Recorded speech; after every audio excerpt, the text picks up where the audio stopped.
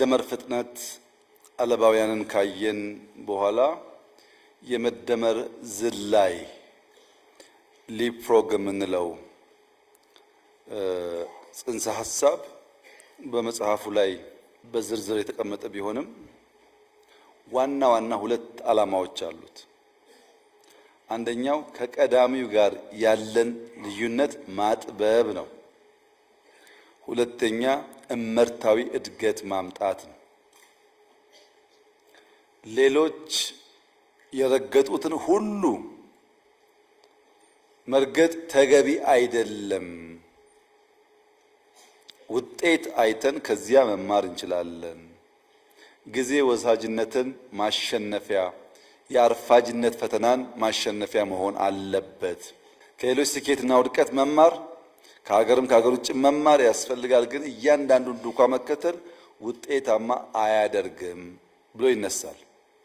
ይህ መደመራዊ የዝላይ የሽግግር ሂደት አንደኛ ወደ ውጤት መቀየር፣ ወደ ሌላ መሻገር፣ ወደፊት መስፈንጠር በውስጡ ይዛል። ነባር አቅሞችን ወደ ውጤት መቀየር አሉ አቅሞች እዚህም እዚያም። አዳዲስ ዘርፎች መፍጠር፣ ወደዚያ መሻገር፣ በዘርፎች ውስጥም የሚፈጠር ሽግሽግን መከወን፣ አዳዲስ የመልማት አቅሞች ማውጣት፣ አዳዲስ የገበያ ዕድሎችን መፍጠር፣ ያለን አቅም ማዘመን፣ ወደ ዓለም መስፈንጠር፣ መዋቅራዊ ሽግግር ማረጋገጥ፣ ዕውቀት እንደ ምርት መጠቀም፣ ችግር ፈተና ከውስጡ ሊፈለቀቅ የሚችል እድል ካለ ችግር ወደ እድል ወይም ወደ ኦፖርቹኒቲ መቀየር ነው። ለምሳሌ ኮሮና መጣ። አፍሪካ መሬት ላይ ይረፈረፋል፣ ያልቃል፣ ትጠፋላችሁ ተባለ።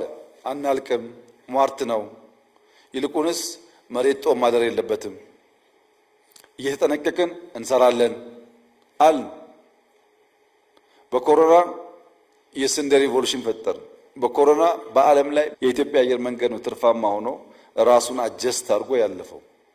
ችግሮች አሉ፣ ግን ከዚያ ውስጥ ኦፖርቹኒቲን ፈልቆ ማውጣት፣ ከዚያ ውስጥ መልካም እድል ፈልቆ አውጥቶ መጠቀም መቻል ይኖርብናል ነው። ችግር ጠልፎ የሚጥለን ሳይሆን ገፍቶ የሚያስፈነጥረን መሆን አለበት። በችግር ትብታብ ታስረን እንዳንቀር ተስፈንጥረን ወደምንፈልገው ነገር እንድንደርስ በአንዳንድ ጉዳይ ዝላይ ያስፈልጋል። የዝላይ ትኩረት ግን ሰው ተኮር ትውልድ መር መሆን አለበት። ሰው ላይ ያነጣጠረ መሆን አለበት። ብዝሃ ዘርፍ ሀገር አቀፍ መሆን አለበት።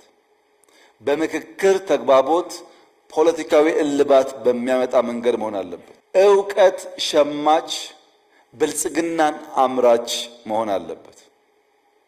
ቀደም ብዬ እንዳነሳሁት ዱካ መከተል ቀላል ቢሆንም ዳሩ ግን ከሚፈለገው ግብ አንጻር ባጠረ ጊዜ ለመድረስ አያስችልም።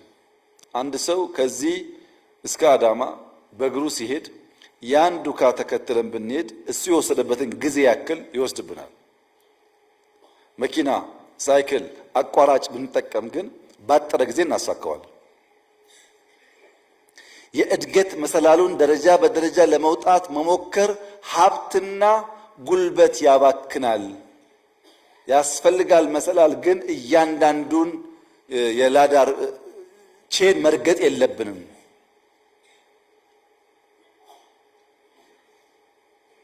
መደመራዊ ዝላይ የሚያስፈልገው ጋፕ ለመሙላት ነው። ብሪጅንግ ዘ ጋፕ ነው።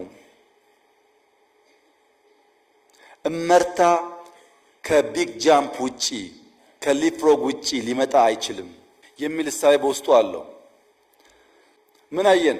መነሻ አየን፣ ዘር ሐሳብ፣ መሻገሪያ አየን፣ ድልድይ። አሁንሳ መዳረሻው ምንድን ነው?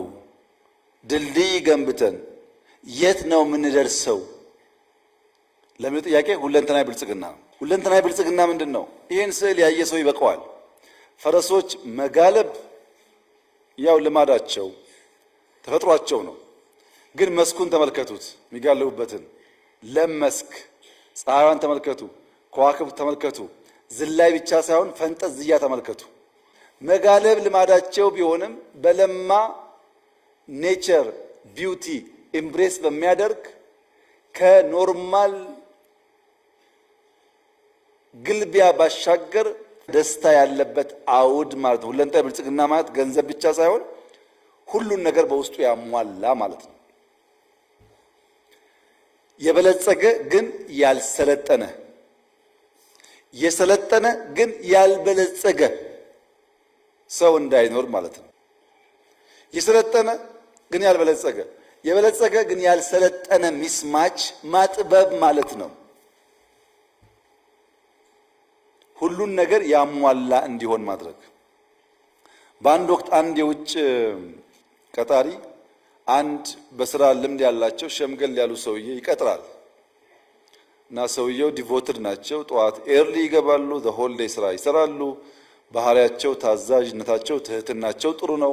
ሰውየው ወዷቸዋል። ነገር ግን ወደ ሀገሩ ሲሄድ ኢሜል መጻፍ አይችሉም፣ ኮምፒውተር አያውቁም፣ ኢሜል አይጽፉም። ጥሩ ናቸው፣ ይሰራሉ፣ ግን ለሪፖርት አይመቹም። ኢሜል ስለማያውቁ ወጣት አወዳድሮ ይቀጥራል። እሳቸው ይሰራሉ፣ አንተ ደግሞ አግዛቸው ኢሜሉ ምናምን ብሎ ይቀጥረዋል። ይሄ ወጣቱ ልጅ ኢሜል 10 ደቂቃ ይፈጅበታል። እንግሊዝኛ ችግር የለበትም፣ ኮምፒውተር ችግር የለበትም። ጻፍ ካደረገ በኋላ ፌስቡክ ነው። እሳቸው ከውጭ ሲገቡ አይነሳም። ደሞዝ እየተከፈለው ታላቅ ሲመጣ የማይነሳ ስራ የማያከብር በስራ ሰዓት የግሉን ጨዋታ የሚጫወት እና ሰውየው ሲመጣ ሊግባቡ አልቻሉም። ሲጠይቃቸው ትህትና የለውም፣ ግብረ ገብነት የለውም፣ የስራ ኤቲክስ አያከብርም፣ ለታላቅ አይነሳም። 10 ደቂቃ ሰርቶ 10 ሰዓት ይቀልዳል፣ ቲክቶክ ያያል። ደሞዝ የሚከፈለውም በስራ አይተገብርም ይሉታል። ልጁስ ሰውየው በጣም ኋላ ቀር ናቸው። ቲክቶክ የሚያስቅ በጣም ፕራንክ ልኬላቸው አይስቁም እና ዝም ብሎ ሙድ የላቸውም። ስራ እየሰሩ መዝናናት አይችሉም።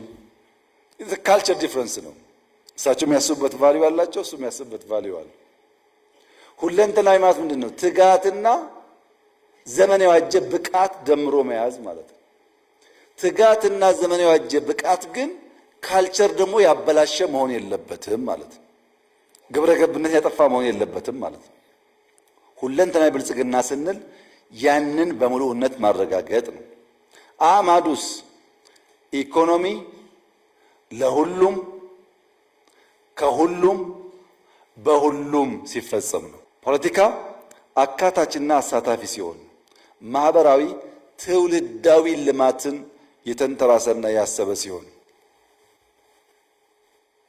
አንድ ባንድ እንያቸው። ኢኮኖሚው መዋቅራዊና ሰው ወለድ ጭቆና ይወገድ ነው ያልነው። በእኛ ስርዓት ውስጥ ሲስተሚክ ጭቆና አይኖር።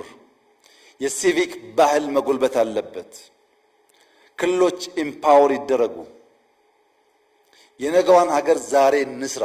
እውቀት ቴክኖሎጂን ኢምብሬስ እናድርግ። እሳቤው ይሄ ነው። አሁን ተቃርኖዎች አሉ። ለመልማት ማ ከለከለህ? ኦሮሚያ እኮ በእርሻ በጣም ተሻሽሏል። ማን ከለከለህ እንዳታርስ? መሬት የለህም፣ ውሃ የለህም። አዲስ አበባ ኮሪደር እኮ ሪቨር ሳይድ ተአምር ነው። ማን ከለከለ? ሪቨር የለህም አንተ ጋር። ዩ ሃቭ ቱ አስክ ዩርሰልፍ ማን ከለከለ? ኢምፓወርድ ነህ። ክልል ላይ እንደፈለግክ እንድትሰራ ኢምፓወርድ ነህ። በቀና መንገድ ተወዳድረን ያለን ለማውጣት ነው የምንሰራው። ግን ፖሊሲው፣ አሰራሩ፣ ስልጠናው አንድ ነው። ልምዱ አንድ ነው። ለምሳሌ ከተማ ላይ ሰምታችሁ ሊሆን ይችላል። የከተማ ሀሳቤ ሲነሳ በኢትዮጵያ ያሉ ከተሞች ከንቲቦች እኔ ቢሮ መጥተው ከተማ እንዴት እንደሚሰራ እንዴት እንደሚመራ ገለጻ አቅርቤላቸው ሀሳቤን ሰጥቻቸው ሄደው ከሆነ ጊዜ በኋላ አዲስ አበባ ደግሞ ስራ ሲጀምር ኮሪደር መጥተው ስንጀምር ጎብኝተው ከዛ ደግሞ የመጀመሪያው ኮሪደር ሲያልቅ ተጠርተው መጥተው እንዴት እንደተሰራ አይተው ነው ሄዱት። ማን ተማረ አላቅም። የምንጠብቀው ነገር ሁለንተናዊ ብልጽግና የምናስብ ከሆነ ለሁሉም ያስፈልጋል፣ ግን ከሁሉም ያስፈልጋል። መፍጠር ለሁላችንም የተፈቀደ ስለሆነ አትልማ የሚል ነገር ካለ ያን ጥያቄ ይነሳል። አቁም፣ እኛ ሳንሰራ እንዳትሰራ የሚል ነገር ካለ ችግር ነው። ኢኳል ኦፖርቹኒቲ ባለበት ቦታ ላይ ግን ፈጥረህ ከባቢህን መቀየር የሁላችን ስራ መሆን አለበት እንጂ አንዱ አንዱን ጠብቆ አይሆንም። መነሻ ሐሳብ፣ መሻገሪያ ድልድይ፣ መዳረሻ ብልጽግና ካልን በኋላ ተሻጋሪው ማን ነው? ማን ነው የሚሻገረው? የሚሻገረው ትውልድ ነው፣ አንተ አይደለህም። ብልጽግናን የሚያጣጥመው ትውልድ ነው። ባለቤት እንዳለው ያንተ ሚናና ስራ ምን እንደሆነ ካወቅ እናሳካዋለን። ከተቀላቀለ ግን አናሳካውም። ትውልድ ስንል አንደኛ ኢትዮጵያ ምን ትምሰል? ቢኮዝ የኢትዮጵያ መልክና ምሳሌ አከራካሪ አጨቃጫቂ ስለሆነ ብዙ ሐሳቦች የኢትዮጵያን ምስል በራሳቸው መንገድ ስለሚቀርጹ እና ግራ ስለሚያጋቡ ትውልዱ ኢትዮጵያ ምን አይነት መልክና ቅርጽ ይኑራት የሚለውን ጥያቄ ያነሳል። ሁለተኛ መንግስትስ ምን ይምሰል? የመንግስት አስተዳደር ስርዓት ምን ቢሆን ነው ህዝቦች በሰላም በጋራ በትብብር መኖር መበልጸግ የሚችሉት? ሶስተኛ ትውልዱ ራሱ ምን ይምሰል? ልንገነባ የምንፈልገው ትውልድ ምን አይነት ነው? እየፈጠርን ያለነው ትውልድ ግለሰባዊ፣ ማህበረሰባዊ፣ ሀገራዊ፣ አህጉራዊ፣ ሉላዊ ማንነቱ ምን ይመስላል? እነዚህን ጥያቄዎች መመለስ ግድ ይላል። የመጀመሪያው እዚህ ባለን ሰዎች የተሟላ ግንዛቤ ሊያዝበት የሚገባው ነገር ኢትዮጵያ ህብረ ብሔራዊ አንድነት ያለባት ሀገር ካልሆነች በቀር ሰላማዊና ልማታዊ ጉዞ ማድረግ አይቻልም። ህብረ ብሔራዊ አንድነት ያለበት ሲባል አንደኛ አስተዳደሩ እውነተኛ ፌዴራሊዝም የሚተገብር መሆን አለበት። እያንዳንዱ ክልል በህግ በተሰጠው ስልጣን ለሰላም፣ ለልማት፣ ለብልጽግና ካለ ጣልቃ ገብነት የሚተጋ መሆን አለበት። ምን እስኪሆን የኢትዮጵያን ኤግዚስተንስ ጥያቄ እስከሚያነሳ ድረስ። ሁለተኛ ቋንቋ ብዝሃ ልሳን የሚያስተናግድ መሆን አለበት። መልታይ ቋንቋ ተናጋሪዎች ባሉበት ሀገር ውስጥ እነዛን ኤምብሬስ ማድረግ ካልቻል በጋራ መቀጠል ያስቸግራል። ሁለት ሶስት ቋንቋ መልመድ ጠቀሜታውን ቅድም አንስቼላችኋል። ሶስተኛ ማንነቶች ብዝሃ ማንነት የሚያቅፍ መሆን አለበት። ስለዚህ ህብረ ብሔራዊነት ስንል አስተዳደሩ፣ ቋንቋው፣ ማንነቱ ኢንክሉሲቭ መሆን አለበት ነው። የወንድማማችነት እሴት ሲባልስ ሌላውን እንደራሱ የሚመለከት ብሔርና ሀገራዊ ብሔርተኝነትን ማስታረቅ የሚችል እኔ ኦሮሞ ነኝ፣ ምንም ችግር የለውም። ኦሮሞነቴ ኢትዮጵያዊ መሆኔን የሚያሰቃየኝ መሆን የለበትም። እኔ ሰው ነኝ፣ እኔ አብይ ነኝ፣ እኔ ወንድ ነኝ። እነዚህ ማንነቶችን አስታርቄ መጓዝ የሚችል መሆን መቻል ይኖርብኛል። አንደኛው ገዝፎ ሌላውን በማኮስመን አብሮ መኖርን የሚያጠፋ እንዳይሆን መጠበቅ ያስፈልጋል። ሶስተኛው የሲቪክ ባህል ይጎልበት ሲባል በስምምነት በመግባባት የጋራ አስታራቂ ተቋማት እና ህጎች መፍጠር ያስፈልጋል። ለዚህ ነው ህገ መንግስቱን እኛ ስልጣን ስላለን አንቀደውም፣ ተወያይተን ህዝብ አወያይተን የህዝብ ግብአት ወስደን ዘላቂ የሆነ ነገር ለመስራት ጊዜ ቢወስድም እንድከም ያለው አሳታፊ መሆን ስላለበት። ቀጠናዊ ትስስር ላይ ከሁሉም ጎረቤቶች በሰላም አብሮ ማደግን ታሳቢ ያደረገ በጋራ ለማደግ ጥረት የሚያደርግ በንግድ በኢኮኖሚ የሚተሳሰር መሆን አለበት። ይሄ ማለት ናሽናል ኢንተረስት ኮምፕሮማይዝ የሚያደርግ መሆን የለበትም። ሶስት የግንባታ መሪዎች አሉት ትውልዱ። መደመር አፍርሶ የመጀመር የፖለቲካ ባህል ለኢትዮጵያ አይጠቅምም፣ መቆም አለበት ብሎ ያምናል። ስለዚህም ማስተካከል፣ ያለፉ ስህተቶች የሚያርም የሚያርቅ፣ ማስፋት፣ የቀደሙ ድሎች ጠብቆ የሚያሰፋ፣ ማበርከት፣ ለዛሬና መጪው ትውልድ ጥቅምና ፍላጎት የሚሰራ ሐሳብና ተቋም፣ ሀብት፣ ወረት ማንበር ማቆየት ያስፈልጋል። በምን ስትራቴጂ ነው የምንገነባው ያላችሁ እንደሆነ አንደኛው በጎ ፈቃድ፣ ማገልገል፣ መስጠት፣ መሰጠትን ልምምዱ ባህሉ ያደረገ መሆን አለበት። በጃፓን ሀገር ጽዳት አስቸገራቸው ይባላል እና መንግስት ልጆች ከትምህርት ሰዓት ውጪ አካባቢያቸውን እንዲያጸዱ ያስገድዳል። ልጆች ካጸዱ በኋላ እየተለመደ ሲሄድ ወላጆች ሶፍት ሲጥሉ ልጆች አንሺው አንሳው ይላሉ። ቢኮዝ እነሱ ስለሚያጸዱት ጠባቂ ሆኑ። በዛ መንገድ ባህል ተፈጥሮ አሁን ጃፓን ቆሻሻም ማየት ብርቅ ነው፣ ጩኸትም ብርቅ ነው። እዛ እንደዚህ ውከት የለም። ሰው በሰላም ካመመው መተኛት ይችላል፣ ከደከመው ማረፍ ይችላል። እዚህ አይቻልም። ያን የሚቀይር ትውልድ ያስፈልጋል። ሁለተኛ ዲጂታል አርበኝነት። ዲጂታልን ኤምብሬስ ካላደረገ መጪው ዘመን መዋጀት አስቸጋሪ፣ አታካች፣ አደገኛ ስለሚሆን ቴክኖሎጂን ኤምብሬስ የሚያደርግ መሆን አለበት። 5 ሚሊዮን ኮደርስ ያልነው ለዛ ነው። 5 ሚሊዮን ኮድ የሚጽፉ ልጆች ካሉ ቴክኖሎጂ መሸከም ይችላሉ። ቢኮዝ ከ5% ያላነሰ ሰው ኮድ የሚጽፋለን ማለት ነው። አሁንም ኢንቨስት የምናደርገው 5 ሚሊዮን ኮደርስ ለነገው አስተማማኝ ፋውንዴሽን ይሆናል። ሶስተኛው የትምህርት ተሐድሶ ኦል ኢንቴሊጀንስስ የሚያነቃቃ መሆን አለበት። እኛ እየመራ ያለን ሰዎች ከሁሉ በላይ ኢሞሽናል ኢንቴሊጀንሳችን ያደገ መሆን አለበት።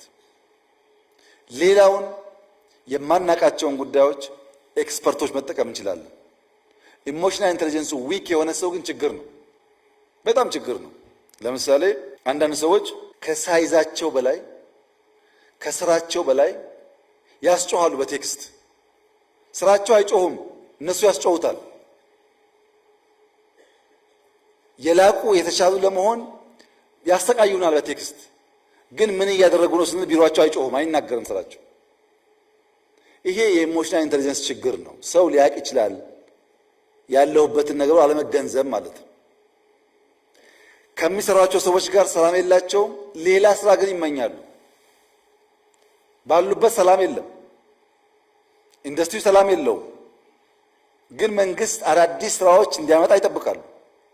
ሊኒየር የሆነ ኤክሰለንስ፣ ሊኒየር የሆነ እድገት በሌላው ነገር ዝቅ ያደርጋል ማለት ነው። በሆነ ጉዳይ በጣም ጎበዝ ሆነን በሆነ ጉዳይ ዜሮ ከሆነ ይጓተታሉ። ኢሞሽናል ኢንቴሊጀንስ ላይ ሆሊስቲክ የሆነ ኢንቴሊጀንስ ላይ ካላደገ በቀር በማትማቲክስ፣ በፊዚክስ፣ በኢንጂነሪንግ ብቻ መጎበዝ ሰውየው ሙሉ ያደርገው። ያ ደግሞ ማህበረሰብ አይገነባም፣ ተቋም አይገነባም ማለት ነው። የኛ ትምህርት ስርዓት ሁሉን ኢንቴሊጀንስ የሚያነቃቃ መሆን አለበት። የባህል ኢንዱስትሪ፣ የባህል አብዮት፣ የሥራ ልምምድ፣ ትርፍ ሰዓት መስራት፣ በመንቀሳቀስ ውስጥ ያለ ልምምድ መፍጠር ያስፈልጋል ማለት ነው። ይሄ ማን ነው? ትውልዱ ላይ ይህንን ስንሰራ ነው የሚሻገር፣ የሚያነብር፣ የሚያቆይ፣ የሚያጸና ትውልድ የሚፈጠረው። መነሻል፣ መሻገሪያል፣ መድረሻል፣ ተሻጋሪያል። ማን ነው አሻጋሪው? አሻጋሪው የኃላፊነት መቀላቀል ካለበት የመሸከም ተግባር ተሰጥቶት እንድንሸከመው ከፈለገ ይዛባል ማለት ነው። የአንተ ስራ መሸከም ነው።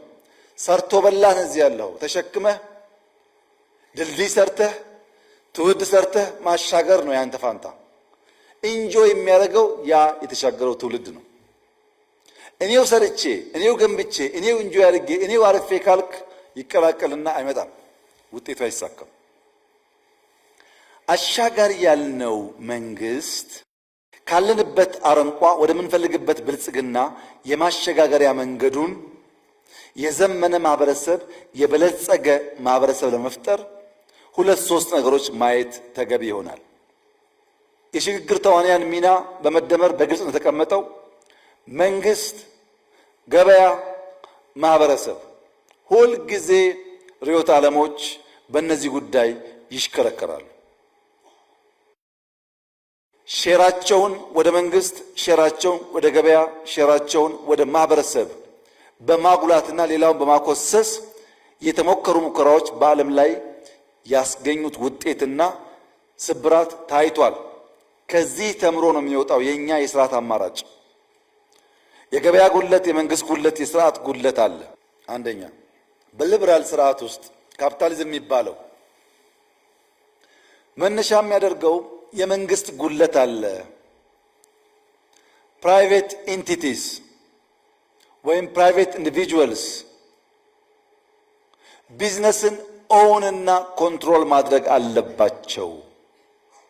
ሚንስ ኦፍ ፕሮዳክሽን፣ ዲስትሪቢዩሽን ኤንድ ኤክስቼንጅ ኦፍ ጉድስ ኤንድ ሰርቪስስ በፕራይቬት ኢንቲቲ ቁጥጥር ስር መዋል አለበት። ይህ በሚሆንበት ሰዓት የዋጋ ንረት እንዳይፈጠር በዲማንድና ሰፕላይ ይወሰናል። ዋጋ ሲመረት ባለ ፍላጎት ልክ ይወሰናል። ትርፍ ደግሞ ካለ ፕሮፊት ካለ ፕራይቬት ሴክተሩ ኢንቨስት ያደርገዋል፣ ተመልሶ ይፈሳል ወደ ማህበረሰብ እና ፕሮዳክሽን፣ ዲስትሪቢዩሽን፣ ኤክስቼንጅ ኦፍ ጉድስ ኤንድ ሰርቪስስ ፕራይቬት ኢንቲቲ ኮንትሮል ማድረግ አለበት። የግሉ ድርሻ መሆን አለበት። በውድድርና ትርፋማነት መርህ ብቻ ነው እድገት የሚረጋገጠው፣ አሊያ ፈጠራና ፍጥነት አይመጣም ይላል። የመንግስት ሚናስ ስትሉት የግሉን ንብረት ባለቤትነት፣ ፓተንት፣ ጥበቃ፣ ምቹ ሁኔታ መፍጠር፣ ሴኩሪቲ ማረጋገጥ በቂው ነው ይላል። እንደኛ ያሉ ሀገራት ቢግ ጥያቄ ያነሳሉ። ኢንፍራስትራክቸር ማን ይገንባ ብለው። ለምሳሌ ከጓንዙ እስከ ጅቡቲ ያለ አንድ ካርጎ ከቻይና እስከ ጅቡቲ ፖርት የሚደርስበት ዋጋና ከጅቡቲ ፖርት አሶሳ፣ ከጅቡቲ ጋምቤላ የሚደርስበት ዋጋ እኩል አይደለም። ከጅቡቲ ጋምቤላ በጣም ውድ ነው። ስንት ዓለም አቋርጦ የመጣው ካርጎ እኛ ጋር ከደረሰ በኋላ ከአንድ ጫፍ አንድ ጫፍ ለመሄድ ዋጋው በጣም ውድ ነው። ለምን? ኢንፍራስትራክቸር ውስንነት አለ። ባቡር የለም፣ ሃይዌይ የለም። ይህንን ጋፕ ማን ይገንባው? ማን ኢንቨስት ያድርግ? ፕራይቬት ሴክተሩ እንደሆን መንገድ ላይ ኢንቨስት አያደርግም እንደምታውቁት። ለዚያም አልደረሰም። በዚህ ሂደት ውስጥ መቼ ነው እኛ ሰው ምን ሆነው?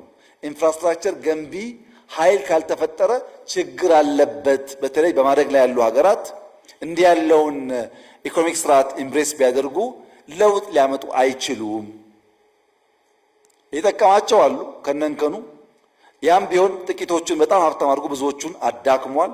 ወደኛ ሲመጣ ግን ክፍተቱ ይበዛል ይሉና ሁለተኛው ደግሞ የለም መንግስት መር መሆን አለበት። የገበያ ጉድለት አለ። የግሉ ዘርፍ ትርፍ ብቻ ያግበሰብሳል። ስግብግብ ነው። ስግብግብ ስለሆነ ትርፍ ብቻ ስለሚያስብ ፍትሐዊነት አይረጋገጥም ይላሉ። ስለዚህ መንግስት የልማት አቅሞችን መቆጣጠር አለበት። መዋቅራዊ ሽግግርን በቀጥታ መንግስት መምራት ይገባዋል። ያኔ ነው ፍትሐዊ ተጠቃሚነት ሊረጋገጥ የሚችለው ይላሉ። እሺ ይሁን፣ መንግስት ይቆጣጠር፣ ልማት ያምጣ፣ ፍትህ ያረጋግጥ። ግን ብልጽግና ቅድም እንዳልነው ፈጠራና ፍጥነት ይፈልጋል። መንግስት ደግሞ አይፈጥርም ወይም ውስን ነው ፈጠራው። ፈጠራና ፍጥነት ከሌለ ደግሞ ያ የምናስበው ፍትህ፣ ያ የምናስበው መዋቅራዊ ሽግግር ሊረጋገጥ አይችልም፣ መቀየር አለበት ብሎ የመደመር መንግስት ጉዳዩ የገበያና የፕራይቬት ሴክተርና የመንግስት ሳይሆን የስርዓት ስብራት ነው ይላል። ሲስተሚክ ፌሊየር ነው ይላል። ለምሳሌ አብዮታዊ ዴሞክራሲ ተራማጅ የፖለቲካ ልሂቃንና የኢኮኖሚ ልሂቃንን በእኩል ዓይን አያይም። ተራማጅ የፖለቲካ ልሂቃን ለህዝብ አሳቢ፣ ተቆርቋሪ፣ ራሳቸውን እንደ ሻማ አቅልጠው ለህዝብ የሚተጉ ናቸው ይልና ሬንት ሲኪንግ ሲባል ፕራይቬት ሴክተር ነው ይላል። ግን አይታችኋል፣ እነዛ ተራማጅ አብዮታውያን ልሂቃን ዘራፊ ሆነው እነሱ ሀብታም ሆነው እንዴት የፕራይቬት ሴክተር እንዳቆረቆዙ አይተናል በተግባር። ያ የተዛባ ምልከታ እነዛን ተራማጅ የፖለቲካ ልሂቃን ንጹህ ብፁዕ አድርጎ የማሰብና የኢኮኖሚ ልሂቃን ደግሞ የሬንት ሲኪንግ ምንጭ ናቸው ብሎ ማሰብ ኢትዮጵያ ውስጥ ተሞክሮ አከሰረ። ስለዚህ ምን አለኛ መንግስት የነጠረ የታወቀ ሚና የሚጫወትበት መንግስት ከፕራይቬት መንግስት ከህዝብ መንግስት ከአጋር ድርጅቶች ተቀናጅቶ የሚሰራበት የመደመራዊ ፈጠራና ፍጥነት ያስፈልጋል። ያ ነው ሁለንተናዊ ብልጽግና የሚያመጣው። ለምሳሌ ፓብሊክ ፕራይቬት ፓርትነርሺፕ ኢትዮጵያ ውስጥ የገበታ ፕሮጀክቶች ጎርጎራ፣ ወንጪ ምናምን ላቸውን ሰርቷል። ምንም አጋንኛ አይደለም። እስካሁን በዞርኩበት ዓለም ጎርጎራን የሚያክል ጥራትም ግዝፈትም ያለው ሪዞርት አይቻላል። ለምሳሌ ይሄን የማያምን ሰው ጎርጎራ ብቻ ነው መሄድ ያለበት፣ ከዛ ይገባዋል። ግን የሰራው ፓብሊክ ፕራይቬት ፓርትነርሺፕ ነው። ፕራይቬትም አይደለም ፓብሊክም አይደለም። ትብብሩ ያዋጣል ማለት ነው። ወንጪ ባለፉት 3 ወራት 3 ወር ብቻ 10,000 የሳውዲ ሰዎች ወንጪ ጎብኝተዋል። 10,000 ሳውዲ ብቻ። ቦታ የለም፣ አልጋዋ ትንሽ ናት። ድንኳን እያሰሩ ማለት ነው። ቢበዛ አስቡት ምን እንደሚያመጣ። ወንጪ 10,000 ሳውዲ የሳበው የተሰራው ፓብሊክ ፕራይቬት ፓርትነርሺፕ ነው። ያዋጣል ማለት ነው ይሄ ትብብር። ሁለተኛ በመንግስትና በህዝብ ያለ ትብብር። ለምሳሌ አረንጓዴ አሻራ ብዙ ጊዜ ብየዋለሁ። 48 ቢሊዮን ዶላር ህዝብና መንግስት ባይተባበሩ ይቻል ነበር? ፕራይቬት ሴክተር ያደርገዋል? ይሄን መንግስት ብቻውን ያደርገዋል? አንችልም። መንግስትና ህዝብ ለጋራ ዓላማ አብረው ሲቆሙ አሳኩት። ኮሪደር ዴቨሎፕመንት አዲስ አበባ ኮሪደር ዴቨሎፕመንት ከጀመሩ በኋላ በጆይንት ቬንቸር በአዲስ አበባና በፕራይቬት ሴክተር ልማት ጀምረዋል። ምን ያደረገ? መሬቱን ያለውን ሀብት ይዞ ባለ ሀብት አምጥቶ 70-30 40-60 እያለ ዛሬ ግን አዲስ አበባ ውስጥ የሚሰሩ ሞሎች፣ ሆቴሎች፣ ሬስቶራንቶች ማንኛውም ነገር ቢያንስ 30% ሼር አዲስ አበባ አለ። በአንድ በኩል ስራ እየፈጠረ ነው። በሌላ በኩል ከነዚህ የሚገኘውን ገቢ አስቡት። ከነዚህ በሚገኝ ገቢ ነገ መልሶ በርካታ ልማት ሊያመጣ ይችላል። በምን ሰራሄ? በመንግስትና በግል በመንግስትና በህዝብ ትብብር ነው። አሁን ሁለንተናዊ ብልጽግና ለማምጣት ገቨርንመንት ኢንተርቪን ማድረግ አለበት ያልነው ኢንፍራስትራክቸር ላይ ብቻ አይደለም፣ መንገድ ላይ ብቻ አይደለም። ለምሳሌ ኢንሳና ኤአይ ሰመር ኮርስ ብለው ወደ 1000 የሚጠጋ ተማሪ ሁለቱ ክረምት ወስደው አስተምረው ሰርቲፊኬት አድርገው ያወጣሉ በነፃ። አሁን ደግሞ ሁለቱም ስታርታፕ ቢልዲንግ አላቸው። ኤአይ ውስጥ የመንግስት ቢሮ አለ፣ ከጎኑ ደግሞ የስታርታፕ ቢሮ አለ። G+4 G+5 የሚሆን ትንሽዬ ህንፃ ገንብተው ኮምፒውተር፣ ወንበር፣ ኤቭሪቲንግ ዋይፋይ አዘጋጅተው ተማሪ አወዳድረው ከነ ሐሳቡ መጥቶ 3 ወር 4 ወር ተቀምጦ እነሱ ጋር 1 ብር ሳይከፍል ለቢሮ ለኢንተርኔት ሳይከፍል ፕሮጀክቱን እየሰራ ከፕራይቬት ሴክተር ጋር አያይዘውት ማሽሩም እያደረጉ እያባዙ ያወጡታል። መንግስት በራሱ ገንዘብ በራሱ ስፔስ በራሱ ጊዜ አዳጊ ትውልድን መልምሎ አስተምሮ አብቅቶ ከኢንዱስትሪ ጋር አስተሳስሮ ማውጣት መቻል ልክ መንገድ እንደመስራት ያለ ኢንተርቬንሽን ነው። እንዲህ ያለውን ሁለንተናዊ ብልጽግና ሊያረጋግጥ የሚችል መደመራዊ ፈጠራና ፍጥነት እናረጋግጥ ነው። የስታርታፕ ኮንሰፕት በጣም ከፍ ያለ ሀሳብ ነው። ቢሮ ሰርተህ ኮምፒውተር አዘጋጅተህ ጎበዝ ወጣት ታዳጊ አምጥተህ አሰልጥነህ ፕሮጀክት አሰርተህ ጋይድ አድርገህ ፕሮጀክቱን ደግሞ ማርኬት እንዲወስድ አገናኝተህ ከባለ ሀብት ጋር ስራ እንዲፈጥር አድርገህ መውለድ ብዙ በአፍሪካ ምድር የተለመደ ልምምድ አይደለም። እንዲህ ያለውን ነገር በመስራት ነው ሲስተሚክ ፌለር የምንሞላው እንጂ ሀብታሙን ሬንት ሲከር ነህ እያል ሰጪ ነው እንጂ ተቀባዩን ብፁዕ እያደረግን ተቀባዩን ሳነካ ሰጪውን ደግሞ ሬንት ሲከብለን የምናመጣው ልማት የተሟላ ብልጽግናን አያረጋግጥም። በነገራችን ላይ እነዛ ተራማጅ ፖለቲካል ልሂቃን የተባሉ ሰዎች በጣም ሀብታሙ ኢንዲቪጁዋልስ ሀብታሞች ቢታዩ እነሱ ናቸው። በዱባይ በአዲስ አበባ በምናምን በጣም ሀብታሞች እነሱ ናቸው። የተዛባ ምልከታ ነበር። ውጤቱም የፈረሰ ነው፣ የከሰረ ነው። ከዚያ ወጥተን በእኛም በእነሱም ያለውን ሲስተሚክ ፌሊየር ለይተን በሲስተም በቴክኖሎጂ አግዘን ጋፕ እዚህም እዛም እንዳለ አምነን ብንሰራ ግን ልክ አዲስ አበባ እንዳደረገው within a few years 1.5 ትሪሊየን ጆይንት ቬንቸር ኢንቨስትመንት መሳብ እንችላለን ማለት ነው። እንዲህ ባለው መንገድ ነው የሽግግር ስርዓቱ የሚረጋገጠው። የመደመር ባህሪያትስ አንዱ የመደመር መንግስት ባህሪ ምናባዊ ጥልቀትና ከፍታ ነው። ስራን ጀምር ሲባል ይሄ ጉዳይማ አይሳካም። ሲሳካና ስናይ ደግሞ ማናግዞ ነው የሚለው ጥያቄ በብዙዎቻችን ጭንቅላት የሚመላለስበት ዋናው ምክንያት ሪሶርስን እንጂ ሶርስን ስለማናቅ ነው። የሶርስና የሪሶርስ ዝምድናን በትክክል ያልተረዳ ሰው የሚያገኘውን አንጡረ ሀብት፣ አንጡረ እውቀት፣ አንጡረ ጉልበት ደምሮ ፍሬ ሊያፈራ አይችልም። ሶርስ ማወቅ ያስፈልጋል። ሶርሱ ኔቸር ነው። ሪሶርስ ከዛ የሚቀዳ ነው። ሂውመን ሪሶርስ ሲባል የሂውመን ባለቤቱ ሶርሱ ኔቸር ነው። ማይኒንግ ሲባል ሶርሱ ኔቸር ነው። ማይኒንግ ከሶርስ የተቀዳ ሪሶርስ ነው። ብዙዎቻችን ሶርስን ሳናይ ሪሶርስ ከሪሶርስም የካፒታል ሪሶርስ ብቻ ስለምናይ ሌሎችን አናንቀንና ሳንሰን አሰናስለን የምናመጣውን ልማት ማሰብ አንችልም።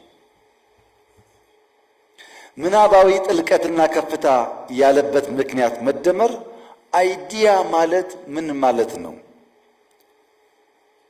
ስርወ ቃሉ የቃሉ መሰረት አይዲያ ማለት ቱ ሲ ማለት ነው። አይዲያ ማለት ማየት ማለት ነው። በኋላ አድጎ የተሰናሰለ ሐሳብ የሚለው ጥቂቷን ዘር ከማየት ተነስቶ የሚሰናሰል ሐሳብ ሆኖ ንድፍ ሆኖ የሚተላለፈው። ኢማጂኔሽን ማለት ምን ማለት ነው? ኢሜጅ ማለት እኮ ነው። ኢማጂን ማድረግ ኢሜጅ ከማድረግ ይመጣል። ከዚህ ቀደም በተደጋጋሚ እንዳሳውላችሁ የሌፍት ማይንዳችንና የራይት ማይንዳችን ስራ ለየቅል ነው። የሌፍቱ ኑሜሪክ አናሊሲስ ሊንግስቲክ ነው። ማድመጥ፣ መረዳት፣ መናገር የሌፍት ብሬናችን አካል ነው። በኢሜጅ ማየት ግን የቀኙ ነው። ኢማጂኔሽን በቀኝ ጭንቅላት የሚሰራ ነው። ቀኙን አደንዝዞ ግራውን ብቻ መጠቀም ወይም ግራውን አደንዝዞ በቀኙ ብቻ ማየት ሙሉ ብልጽግና አያመጣም። መሰናሰል አለበት። ምናባዊ እይታ በጊዜና በቦታ ያልተገደበ ተሻጋሪ ምልከታ ሊኖረን ይገባል። ጊዜ ሳይገድበን፣ ቦታ ሳይገድበን አልቀን አርቀን አጥልቀን ማየት መቻል አለብን። ሶስት አጥሮች ተሻግረን ማየት ስንችል ነው ኢማጂኔሽን ውጤታማ የሚሆነው። አንደኛ የእውቀት አጥር፣ በእውቀት ውስንነት ሳንገደብ፣ የቦታ አጥር፣ የጊዜ አጥር ተሻግረን ማየት ስንችል ነገን አስበን ዛሬ ለመገንባት ያግዘናል። በጊዜ ክፍልፋይ ውስጥ ተጨባጩ ዛሬ ነው። የሚጨበጠው ዛሬ ነው። ስለ ትናንትና ማወቅ ይቻላል፣ ማጥናት ይቻላል፣ መለወጥ ግን አይቻልም። ትናንትናንም በሙሉ ማወቅ አይቻልም። የተጻፈው ብቻ ነው ያለው፣ ብዙ የቀሩ ጉዳዮች ስላሉ እሱንም መቀበል እንጂ መለወጥ አይቻልም። ነገ ደግሞ እምንተልመው እምንሰራው እምናስበው ነው እንጂ በተሟላ መንገድ ዲፋይን የምናደርገው አይደለም። ነገ አንኖን ስለሆነ በጊዜ ሽርፍራፊ ውስጥ የሚጨበጥ የሚዳሰስ የኔና የናንተ የሆነው አሁንና ዛሬ ነው። እሱም መጠቀም ስንችል ነው የተሻለ ነገ ልጆቻችን ሊኖራቸው የሚችለው። የጥልቀት ከፍታ፣ የማስተናሰል ከፍታ፣ ከችግር ባሻገር የመሆን ከፍታ ያስፈልጋል ማለት ነው። ሁለተኛው የማድረግ ፍላጎትና አቅም ነው። እውነታውን የተረዳ ለእውነት የሚጎዳ አመራር ያስፈልጋል። በትጋት የሚሰራ በአርአያነት የሚመራ። ትጋት ከቦታ ቦታ ይለያያል፣ ምንም ጥርጥር የለውም። አንዳንዶች እንዳንበሳ የሚተጉ አሉ፣ ስለሰሩ ውጤት አይተናል። በዛው ልክ ደግሞ የማይተጉ አሉ። ጀምሮ የሚፈጽም አልሞ የሚጨብጥ መሆን አለበት ባህሪያቱ። እንደ መንግስት የመደመር መንግስት ካሉት ባህሪያት አንዱ በአራቱ አይ የሚነሳው የመጀመሪያው አይ ኢንትረስት ነው። ለብልጽግና ለማደግ ለመለወጥ ፍላጎት አለ ወይ? ሁለተኛ ፍላጎት የወለደው አይዲያ አለ ወይ?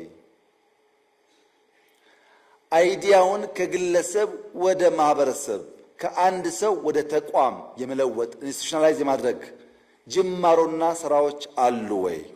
ተቋም ኢምፕሊመንት ያደርጋል ወይ? ኢንትረስት፣ አይዲያ፣ ኢንስቲቱሽን፣ ኢምፕሊሜንቴሽን አራቱን አይ ሲሟላ ፍላጎትና አቅም ወደሚጨበጥ ነገር ይቀየራሉ ማለት ነው። ተስፋ ማጣት ፍላጎትን ይገለዋል። አቅም የቱንም ያህል ቢገዝፍ ፍላጎት ከሌለበት ትርጉም የለውም። ተስፋ በማድረግ ፍላጎት መጨመር፣ ፍላጎት በመጨመር የማድረግ አቅም ማሳደግ ያስፈልጋል። የተያያዙ ጉዳዮች ናቸው። ፍላጎት ለመኖር ለመዝለቅ ለመቀጠል ሁላ የሚያስፈልገን ነገር ነው። በ1950ዎቹ ሳይንቲስቶች አንድ ምርምር አካሂደው ነበር። አይጦች ላይ በርከት ያሉ አይጦች ወስደው ኤክስፐሪመንት ሰሩ። አይጦችን በውሃ የተሞላ ገንዳ ውስጥ ጨመሯቸው። እነዛ አይጦች ለ15 ደቂቃ ብቅ ጥልቅ እያሉ ራሳቸውን ለማዳን ሙከራ አደረጉ። ከ15 ደቂቃ በኋላ መውጣት አንችልም፣ የመዳን ተስፋው የመነመነ ነው ብለው ያን ኤፈርት አቋርጠው ወደ ውሃው መስጠም መግባት ጀመሩ። ብቅ ጥልቁ እየቀረ መስመጥ ጀመሩ። ያኔ ሳይንቲስቶች ተስፋ እንደቆረጡ አውቀው አይጦቹን አወጧቸው። ከተወሰነ ጊዜ ቆይታ በኋላ ሁለተኛ ጊዜ በመሰል ገንዳ ውስጥ አስገቧቸው። እነዛ 15 ደቂቃ ሞክረው ተስፋ ቆርጠው የተው አይጦች በሁለተኛው ሙከራ 60 ሰዓታት እየወጡ እየገቡ ራሳቸውን ለማዳን ሙከራ አደረጉ። ስንት እጥፍ? 240 እጥፍ ቀድሞ ከነበረው ሙከራ ሞከሩ። ለምን? ባለፈው ሞክረው ሰዳኑ መዳን ይቻል ይሆናል ብለው ስላመኑ ከ15 ደቂቃ ወደ 60 ሰዓት አሳደጉት። ለምን? ተስፋ ስለያዙ። ይሄ ሳይንሳዊ ሙከራ ነው፣ ኤክስፐሪመንት ነው። ተስፋ ያለው ሰው፣ የሚሞክር ሰው፣ የሚተጋ ሰው፣ ነገን አርቆ የሚያይ ሰው የላቀ ውጤት ሊያመጣ ይቻለዋል። ያ ደግሞ እንዲሆን ተላማጅነትና ተለማጭነት ያስፈልጋል። አዳፕታቢሊቲ እና ፍሌክሲቢሊቲ ያስፈልጋል። ተመልከቷችን እስስት የምትባለው ማለት ነው። እዚህ ጋር የዚህኛውን ከለር ይዛለች፣ እዚህ ጋር የዚህኛውን ከለር ይዛለች። ራሷን አዳፕት አድርጋ ሰርቫይቭ ለማድረግ ከጥቃት ለመታደግ ሞክራለች። ይሄ የሚሰራባቸው ጊዜዎች አሉ። ፕራግማቲስት መሆን ያስፈልጋል። ፕሮግረሲቭ መሆንም ያስፈልጋል። ፕራዮሪታይዝ ማድረግም ያስፈልጋል። እዚህ ጋር ፕራግማቲክ ሆና አዳፕት ማድረጓ ጥሩ ቢሆንም አስፈላጊ በሚሆንበት ቦታ ደግሞ ፕሮግረሲቭ ሆና መዝለል ይጠበቅባታል። ይሄኛውን ደግሞ እንመልከት። የአሳው ጃር ይሄ ነው። ብዙ አሳ በትንሽ ጃር ውስጥ በትንሽ ውሃ ውስጥ አሉ። ይሄኛው አሳ ግን ወሰነ። ከፊት ለፊት ይሄን የሚያክል ጃርና ውሃ ያለ ዝም ብዬ አልቀመጥም ብሎ ከዚህ ዘሎ ለመግባት ሞከረ። ይሄ ሙከራ አደጋ አለው።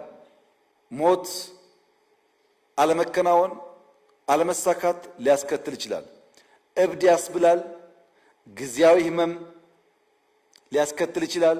ዘላቂውን ግብ አተኩሮ የማይነሳ ማንኛውም ሰው ሹክሹክታውን፣ ወሬውን፣ ሐሜቱን ከሰማ የሰላ ትጋት የማያደርግ ከሆነ በጩኸት የሚሸበር ከሆነ ይሄን አይሞክርም። ይሄ ሪስክ አለው። አልፎ አልፎ አዳፕታቢሊቲ ብቻ ሳይሆን ፕሮግረሲቭ መሆንም ያስፈልጋል። ሊፕ ማድረግ ያስፈልጋል። ይሄ አይነት ሙከራ ግን ሪስክ አልባ፣ ውድቀት አልባ፣ ጩኸት አልባ መሆን አይችልም። ከተለመደው ልምምድ ባሻገር ስለሆነ ጩኸቶች ይኖራሉ። ያን ለመሻገር የፈቀደ መሆን አለበት። የሽግግር ትስስር በመደመር መንግስት ውስጥ ሶስት ጉዳዮች ላይ ያጠነጥናል። አንደኛው መንደርደሪያ፣ ሁለተኛው መሻገሪያ፣ ሶስተኛው መስፈንጠሪያ ነው። መንደርደሪያው አቅምን ከችግር ማላቀቅ ነው። ችግርን ከአቅም ከእድል ማላቀቅ መንደርደሪያ ነው። መሸጋገሪያው መደላድል መሰረት መጣል ነው። መስፈንጠሪያው ማሳለጥና ማሳሰር ነው። ሰሞኑን ያያቸዋቸውን ሰብጀክቶች አንድ በአንድ ስናይ ከተማና ግብርና መንደርደሪያ ናቸው። አቅምን ከችግር ማላቀቂያ ናቸው።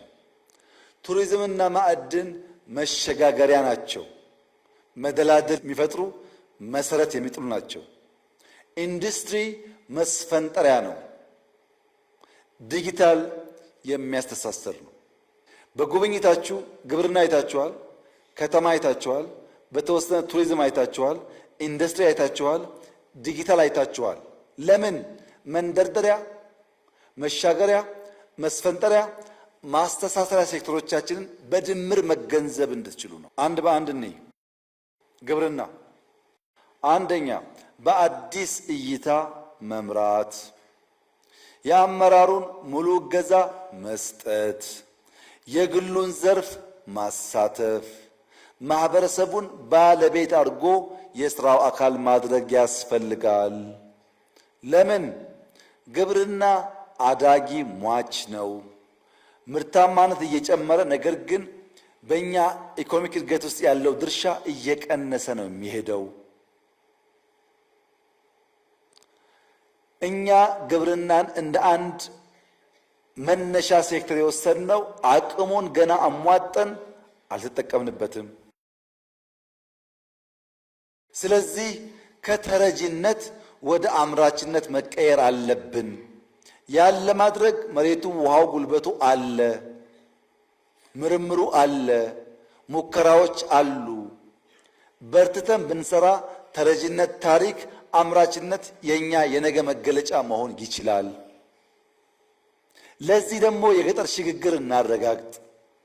የገጠር ሽግግር ማለት በነፍስ ወከፍ አምርቶ ከመብላት ምንበላውን ለነገ የምናቆየውን ተሻግረን ለገበያ የምናወጣው ምርት ይኑረን።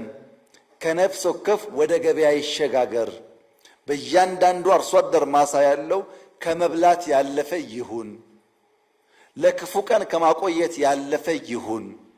ለገበያ የምናውለውን ያክል እናምርት። ያ እንድናደርግ ምርጥ ዘር እንጠቀም፣ ማዳበሪያ እንጠቀም፣ ኤክስቴንሽን ሙያተኛ እንጠቀም፣ ኩታ ገጠም እናድርግ፣ ማሽን እንጠቀም። ፖሲቢሊቲው አለ። ግብርናን ከአንድ ሲንጉለር ከሆነ እሳቤና አሰራር ወደ ብዝሃ ገጠር እንቀይረው። ግብርና ማለት እንስሳትም፣ አሳም፣ የባዮጋዝ ኢነርጂም መልታይ ዳይሜንሽናል አክቲቪቲስ ያሉበት መሆን ይችላል። ግብርና ሲባል በሬና ገበሬ ብቻ አይደለም። ከዛ ያለፈ ሚና እንዲጫወት ማድረግ ይቻላል። የአኗኗር ዘያችንስ ከመበተን ወደ መሰብሰብ፣ ከጭቃ ወደ ጡብ መሸጋገር አለበት። እንጨት ማገዶ ከመጠቀም ባዮጋዝ ወደ መጠቀም ማደግ አለበት። የአርሶ አደሩ አርሶ የማምረት ሂደት አይበገሬ መሆን አለበት። በክላይሜት ምክንያት የሚቆም መሆን የለበትም። እና ምን እናርግ? የጀመርነውን እናባዛ። አዳዲስ በየአካባቢያችን እንፍጠር፣ እንጀምር። በአርሶ አደሩ አርብቶ አደሩ ኑሮ ይገለጥ ለውጡ። አርሶ አደር ቡና ሽጦ ሀብታም ከሆነ አርብቶ አደር ወተት ሽጦ የተሻለ ኑሮ ካለው ላይፉን በመቀየር እናረጋግጠው። ግብርናችን የአርሶ አደሮቻችን ሕይወት የቀየረ ከመብላት ያለፈ ለክፉ ቀን ከማቆየት ያለፈ ገበያ የሚያረጋጋ ከገበያ አልፎ ደግሞ ወደ ውጭ ወጥቶ ተጨማሪ ሀብት የሚያመጣ እናድርገው ነው። ሁለተኛ ከተማ መስፈንጠሪያ ነው። ከተማ ላይ የጀመርነው ስራ ኢምፖርታንት ነው። በመደመር መንግስት የቅይጥ ባህል መፍጠሪያ ማዕከል የሆነውን ሳናለማ መደመርን ማሰብ አንችልም።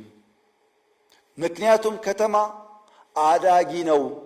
እንደ ግብርና አዳጊ ሟች አይደለም። አሁን እንኳን ኢትዮጵያ ውስጥ ከ4% በላይ እያደገ ነው። በቀጣይም እያደገ ነው የሚሄደው። ይሄን የሚያድግ ነገር ከአሁኑ አውቀን በእቅድ በፕላን በእውቀት እንምራው። መሰብሰብ ብቻ ሳይሆን ኦርደርሊ መኖር የምንችል ሲቪሊቲን የተላበስን መሆን አለብን። ኢንፍራስትራክቸር ብቻ ሳይሆን ሱፕራ ላይም የሰራን መሆን አለብን። የመደመር መንግስት ከተሜነትን የሰው ልጅ የብልጽግና መዳረሻ ነው ብሎ ያምናል። ከተሜነት በእቅድና በእውቀት ካልተመራ አይደረስበትም። ማህበራዊ እይታ ከተሞች የቅይጥ ባህል መፍጠሪያ ናቸው። ከተሜነት ደግሞ ስርዓት ያለው ህብራዊ አንድነት ነው። ኢኮኖሚያዊ እይታውስ ከተሞች ለንግድ፣ ለኢንቨስትመንት፣ ለኢንዱስትሪ፣ ለስራ ፈጠራ ማዕከል ናቸው። ፖለቲካዊ እይታውስ የዳበረ የፖለቲካ ስርዓት መፍለቅ የሚቻለው ከተሞች ውስጥ ነው። የሲቪክ ባህል መሰረት የውይይት የንግግር ባህል የሚገነባው ከተማ ውስጥ ነው። በእነዚህ ምክንያት ከተማና ከተሜነት በእውቀት መመራት አለበት እንጂ በከተማ መሃል ሽንት ቤት እንዲያልፍ ማድረግ፣ ከተማን ማቆሸሽ፣ ከዚያ በሽታ መውለድ ተገቢ አይደለም። ውሃችን ንጹህ ሆኖ ለጓሮ እርሻ መሆን ሲገባው አጠገቡ መቆም መኖር የማያስችል ሽታ እንዲፈጥር መፍቀድ ከተማና ከተሜነትን በወግና በቅጥ ካለ መምራት የሚፈጠር ችግር ነው። ለዚህም በአዲስ ራዕይና አስተሳሰብ እንምራ። ከግብዓት እስከ ገበያ በፈጠራ ማገዝ አለብን። የግሉ ዘርፍ ተሳትፎን ማሳደግ አለብን። ማህበረሰብ ማስተባበር፣ ማሰራት፣ ማንቃት፣ ማስጠበቅ አለብን። ትውልዱን መታደግ አለብን። ከጫት ቤት መናጠቅ አለብን። ከሽሻ መናጠቅ አለብን። ፓርክ ስንሰራ፣ ስታዲየም ስንሰራ፣ ወክወይ ስንሰራ ለዜጎቻችን ዛሬ ሳይሆን በስተርጅና የተሻለ ጤና እንዲኖራቸው ያስችላል። ከተሜነት ክሪቲካል ነገር ነው። በእውቀት እንምራው፣ በቅርበት እንምራው፣ እየኖርንበት እንምራው። ያን ስናደርግ ብልጽግናን እናረጋግጣለን። ሲንጋፖር እንደ ፒያሳ ነበረች። ወሰኑ፣ ጨከኑ፣ ቆፈሩ፣ ጎተቱ፣ ሰሩ፣ ተከሉ። አሁን በዓለም ቤስት የሚባል ሲቲ፣ ንጹህ ሲቲ ፈጠሩ። እኛም እንችላለን፣ እንስራ ነው። ቱሪዝምን ከቅርስነት ወደ ቁርስነት እንቀይረው ነው። ቅርሱ አለ፣ ግን ቁርስ መሆን አልቻለም። ትላልቅ ቅርስ ይዘን ወደ ቁርስ መቀየር ባለመቻላችን የገንዘብ ምንጭ መሆን የሚችሉ ቅርሶች መጠገን እንኳን ወደማንችልበት ደረጃ ወርደዋል። የኛ ቅርሶች ወደ ቁርስ ይቀየሩ። ወደ ቁርስ ለመቀየር ደግሞ ዘመኑን እንገንዘበው። አሁን ያለው ዘመን፣ አሁን ያለው ትውልድ፣ አሁን ያለ ጎብኚ ቫልዩ ፎር መኒ እና ኤክስፒሪየንስ ደምሮ የሚያይ ነው። ቅርስ ብቻ ስላለህ መጥቶ አያይህም። ለሚያወጣው ወጪ የሚመጣጠን ሰርቪስ፣ የሚመጣጠን ኢንቫይሮንመንት፣ የሚመጣጠን ሰላም መኖሩን ማረጋገጥ ይፈልጋል። ቢኮዝ አሁን ያለው እንደ ድሮ በጀልባ አገር አቋርጦ የሚጓዝ ሰው አይደለም። አትራክሽንስ አሉን፣ ግን ዴስቲኔሽን የለንም። አትራክሽንና ዴስቲኔሽን አዋህደን እንስራ። ማረፊያው በሌለበት አትራክሽን ስላለ ብቻ በበቂ ደረጃ ሰው አይመጣም። እንዳልኳችሁ ባለፉት 3 ወራት 10,000 የሳውዲ ዜጎች ወንጪን የጎበኙት አትራክሽኑ ብቻውን ባለበት ሰዓት አልመጡም። ዴስቲኔሽን ስለሰራን ጭምር ነው። ሁለቱ ተደምሮ መሆን አለበት። ማርኬትም ታርጌት እናድርግ። ሁሉንም ማሰብ አንችልም። ለኛ ኮስት፣ ለኛ ባህሪ፣ ለኛ ዌዘር የሚመጥነውን ሰው ለይተን እናምጣ።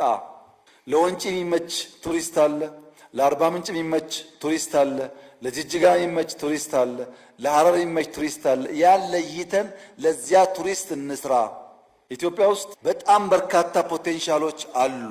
ከፖቴንሻሉ አንዱ ጋስትሮኖሚ ነው። ጋስትሮኖሚ በብዙ ሀገራት የቱሪስት አትራክሽን እየሆነ ነው ያለው። ጋስትሮኖሚ ማለት ሎካል ምግቦች ለዚያ ቱሪስት እንዲመች አድርጎ ማዘጋጀት፣ ከዚያም ባሻገር ደግሞ እሱም እንዲሳተፍ ማድረግ። ለምሳሌ እንጀራ ቅመስ ሳይሆን እንጀራ እንዲጋግር ማድረግ፣ ቀይ ወጥ ብላ ሳይሆን በሼፍ የታገዘ ትንሽ ፓርቲስፔት እንዲያደርግ ማድረግ፣ ቤስት ኤክስፒሪየንስ መፍጠር። ሰው አርባ ምንጭ ሄዶ በጣም በርካታ ሎካል ምግቦች አሉ። ሰርተን ስንሰራ እያሳየን በኦፕን ኪችን እንዲሳተፍ እያደረግን ቱሪስቱ እንዲበላ ብናደርገው አርባ ምንጭን ብቻ ሳይሆን ምግቡንም አይረሳውም። ጋስትሮኖሚ ማለት እሱ ነው። ጨንቻ አካባቢ ያለን ሸማ ከምናለብሰው ሸማ ሲሸመን ስራ ሞክር ብለን እንዲሰራ እያደረግነው ልብስ እንዴት እንደሚሰራም ብናሳየው ያ በራሱ ትልቅ የቱሪስት አትራክሽን መሆን ይችላል። ፋሽን ታይቶ የማይጠገብ ፋሽን ነው ኢትዮጵያ ውስጥ ያለው። ዋይልድ ላይፎች በጣም ብዙ ቦታ አሉ። አጥረን ብንጠብቃቸው በጣም ብዙ መጠበቅ የሚችሉ ቱሪስት መሳብ የሚችሉ አሉ። አልጠበቅናቸውም። አድቬንቸርስ አሉ፣ ሩጫ አለን፣ የሃይማኖት በዓላት አሉ። አሁን ለምሳሌ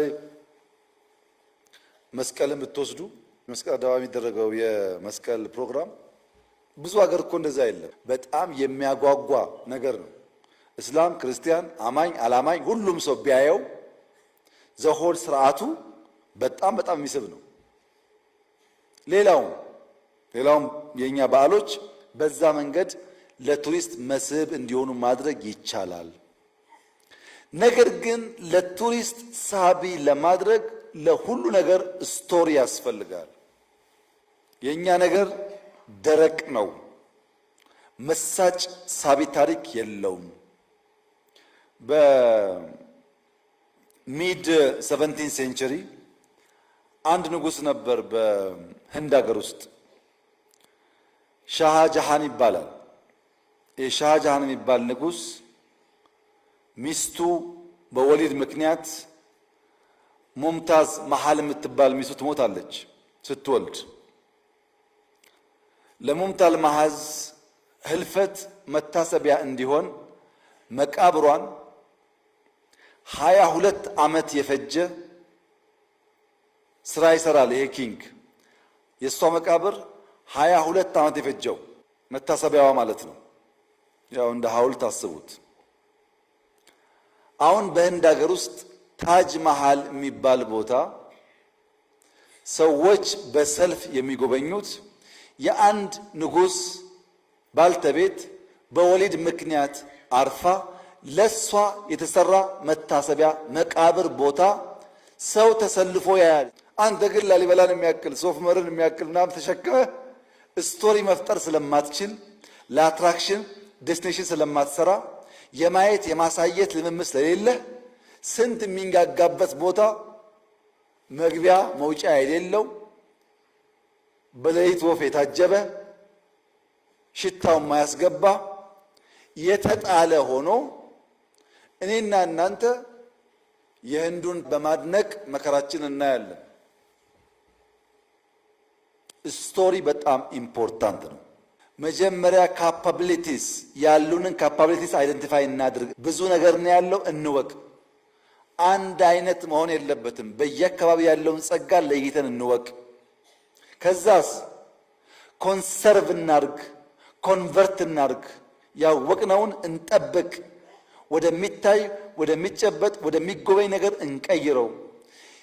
ጉብኝቱ ደግሞ እንዲያርግ ኮመርሻላይዝ እናድርግ። ይሄ የቱሪዝም ሚኒስቴር አይሰራውም፣ ጠቅላይ ሚኒስትር አይሰራውም፣ የክልል ፕሬዝዳንት አይሰራውም። እንደ ማህበረሰብ በጋራ ታሪካችን፣ ቅርሳችን፣ ቦታችን የማድነቅ የማወደስ የማክበር እና የማሳወቅ ስራ እንስራ። የሁላችን ስራ መሆን አለበት። ኮሌክቲቭሊ የሀገር ሀብት መሆኑን አምነን በሃሽታግ ፕሮሞት ብናደርገው ከፍተኛ ሀብት ሊያመጣልን ይችላል። ለምሳሌ በዚህ ዘመን ሃሽታግ ብናደርግ ሃሽታግ አክሱም፣ ሃሽታግ ሰሜን ማውንቴን፣ ሃሽታግ ባሌ ብንል ስንት ዓለም መድረስ ይችላል። ሌላው ማዕድን ከፍተኛ ጠቀሜታ አለው። ኢትዮጵያ ውስጥ እንደ እርግማን ይቆጠር ነበረ። እንደ እርግማን የሚያስበውን እሳቤ ብሬክ አድርገነዋል። የለም አሁን እርግማን አይደለም። ነገር ግን ከፍተኛ የውጭ ምንዛሪ አምጥቶ ለመስፈንጠር ሊያግዘን ይችላል። ምን ከሆነ የማዕድን ሪሶርስ the resource is the property of the citizen ይባላል። ፕሮፐርቲው የማህበረሰቡ ነው። ማዕድን የሲቲዝኑ ሀብት ነው። ነገር ግን ማኔጅመንት ኦፍ ዘ ሪሶርስ ኢዝ ዘ ሪስፖንሲቢሊቲ ኦፍ ዘ ገቨርንመንት ነው። ማዕድን የዜጎች ሀብት ነው። የሚያስተዳድረው ግን መንግስት ነው። ለምን? ማዕድን ዩኒቨርሳል አይደለም። ውስን፣ አላቂ፣ አንድም ማህበረሰብ የሚያስፈነጥር ስለሆነ የህዝብ ሀብት ነው። የሚያስተዳድረው መንግስት ነው። የሚያነቃቃው ግን ሁለንተናዊ የኢኮኖሚክ እድገትን ማረጋገጥ ነው። ለምሳሌ ጋዝ ለኢንዱስትሪ ፊውል ነው። ማንኛውም ኢንዱስትሪ እንደ ፊውል ይጠቀመዋል ጋዝን። ለሶይል ምግብ ነው፣ ማዳበሪያ ነው። ሶይልን አፈርን በጋዝ አማካኝነት ካልመገብከው ሶይል አንተን አይመግብህም። ትሩ ጋዝ ሶይልን ፊት ያደርጋለህ። ሶይል ደግሞ ፕሮዳክቲቪቲ ያሳድጉ አንተን ፊት ያደርጋል። የያዘ ሳይክል ነው። ሶስተኛ ለሃውስሆልድ ኢነርጂ ነው። ኮስት ኦፍ ሊቪንግ ይቀንሳል። ሎጂስቲክስ ይቀንሳል ዋጋ። የትራንስፖርት ሚንስ ያሳድጋል። ጠቀሜታው ብዙ ነው። ሌላው ማዕድን ይሄ ባህሪ ያለው። ታዲያ ምን እናድርግ? ማዕድንን እንዴት መጠቀም እንዳለብን ፕላን ማድረግ አለብን። ፕላን ስናደርግ ዲስከቨሪ እና ኤክስትራክሽን መለየት አለብን። ዲስከቨር የተደረገን የማዕድን ሀብት ኤክስትራክት ከማድረጋችን በፊት ጥንቅቅ ያለ ፕላን ያስፈልገናል። አላቂ ጠፊ ነው፣ ሊበላ ይችላል። አለ በቂ አይደለም። ያለውን ወደ ልማት ስንቀይር የተሟላ እቅድ ያስፈልገናል። አንዳንዱ ሚኔራል በጊዜ ውስጥ ውድና ተፈላጊ ይሆናል። ለምሳሌ ሬር ሚኔራልስ የሚባሉት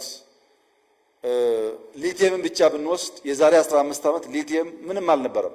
ምንም አፈር በሉት። ዛሬ ሊቲየም የሁሉ ኮምፒውተር የሁሉ ኢነርጂ አንቀሳቃሽ ኤሌመንት ስለሆነ በ15 ዓመት በከፍተኛ ፍጥነት ተፈላጊነትና ዋጋው እያደገ መጥቷል። አሁን የማናውቀው የሆነ ሚኔራል በሆነ ጊዜ እንደዛ ሊሆን ይችላል። ዛሬ አታውቀውም ማለት ነገ አይፈለግም ማለት አይደለም። ፕላኒንግ በጣም ክሪቲካል ነው ማለት ነው። ነገር ግን ይሄ ሴክተር ኬሬጅ ይፈልጋል፣ ኤንዱራንስ ይፈልጋል። ሀብቱን ከመጠቀማችን በፊት ከፍተኛ ኬሬጅ እና ኤንዱራንስ ከሌለ አስቸጋሪ ነው። እንደ ሌሎቹ ዘርፎች ቀላል አይደለም። ካፒታል ኢንቴንሲቭ ነው። ሃይ ሪስክ አለው። ኢንቨስት አድርገህ ላታገኝ ትችላለህ።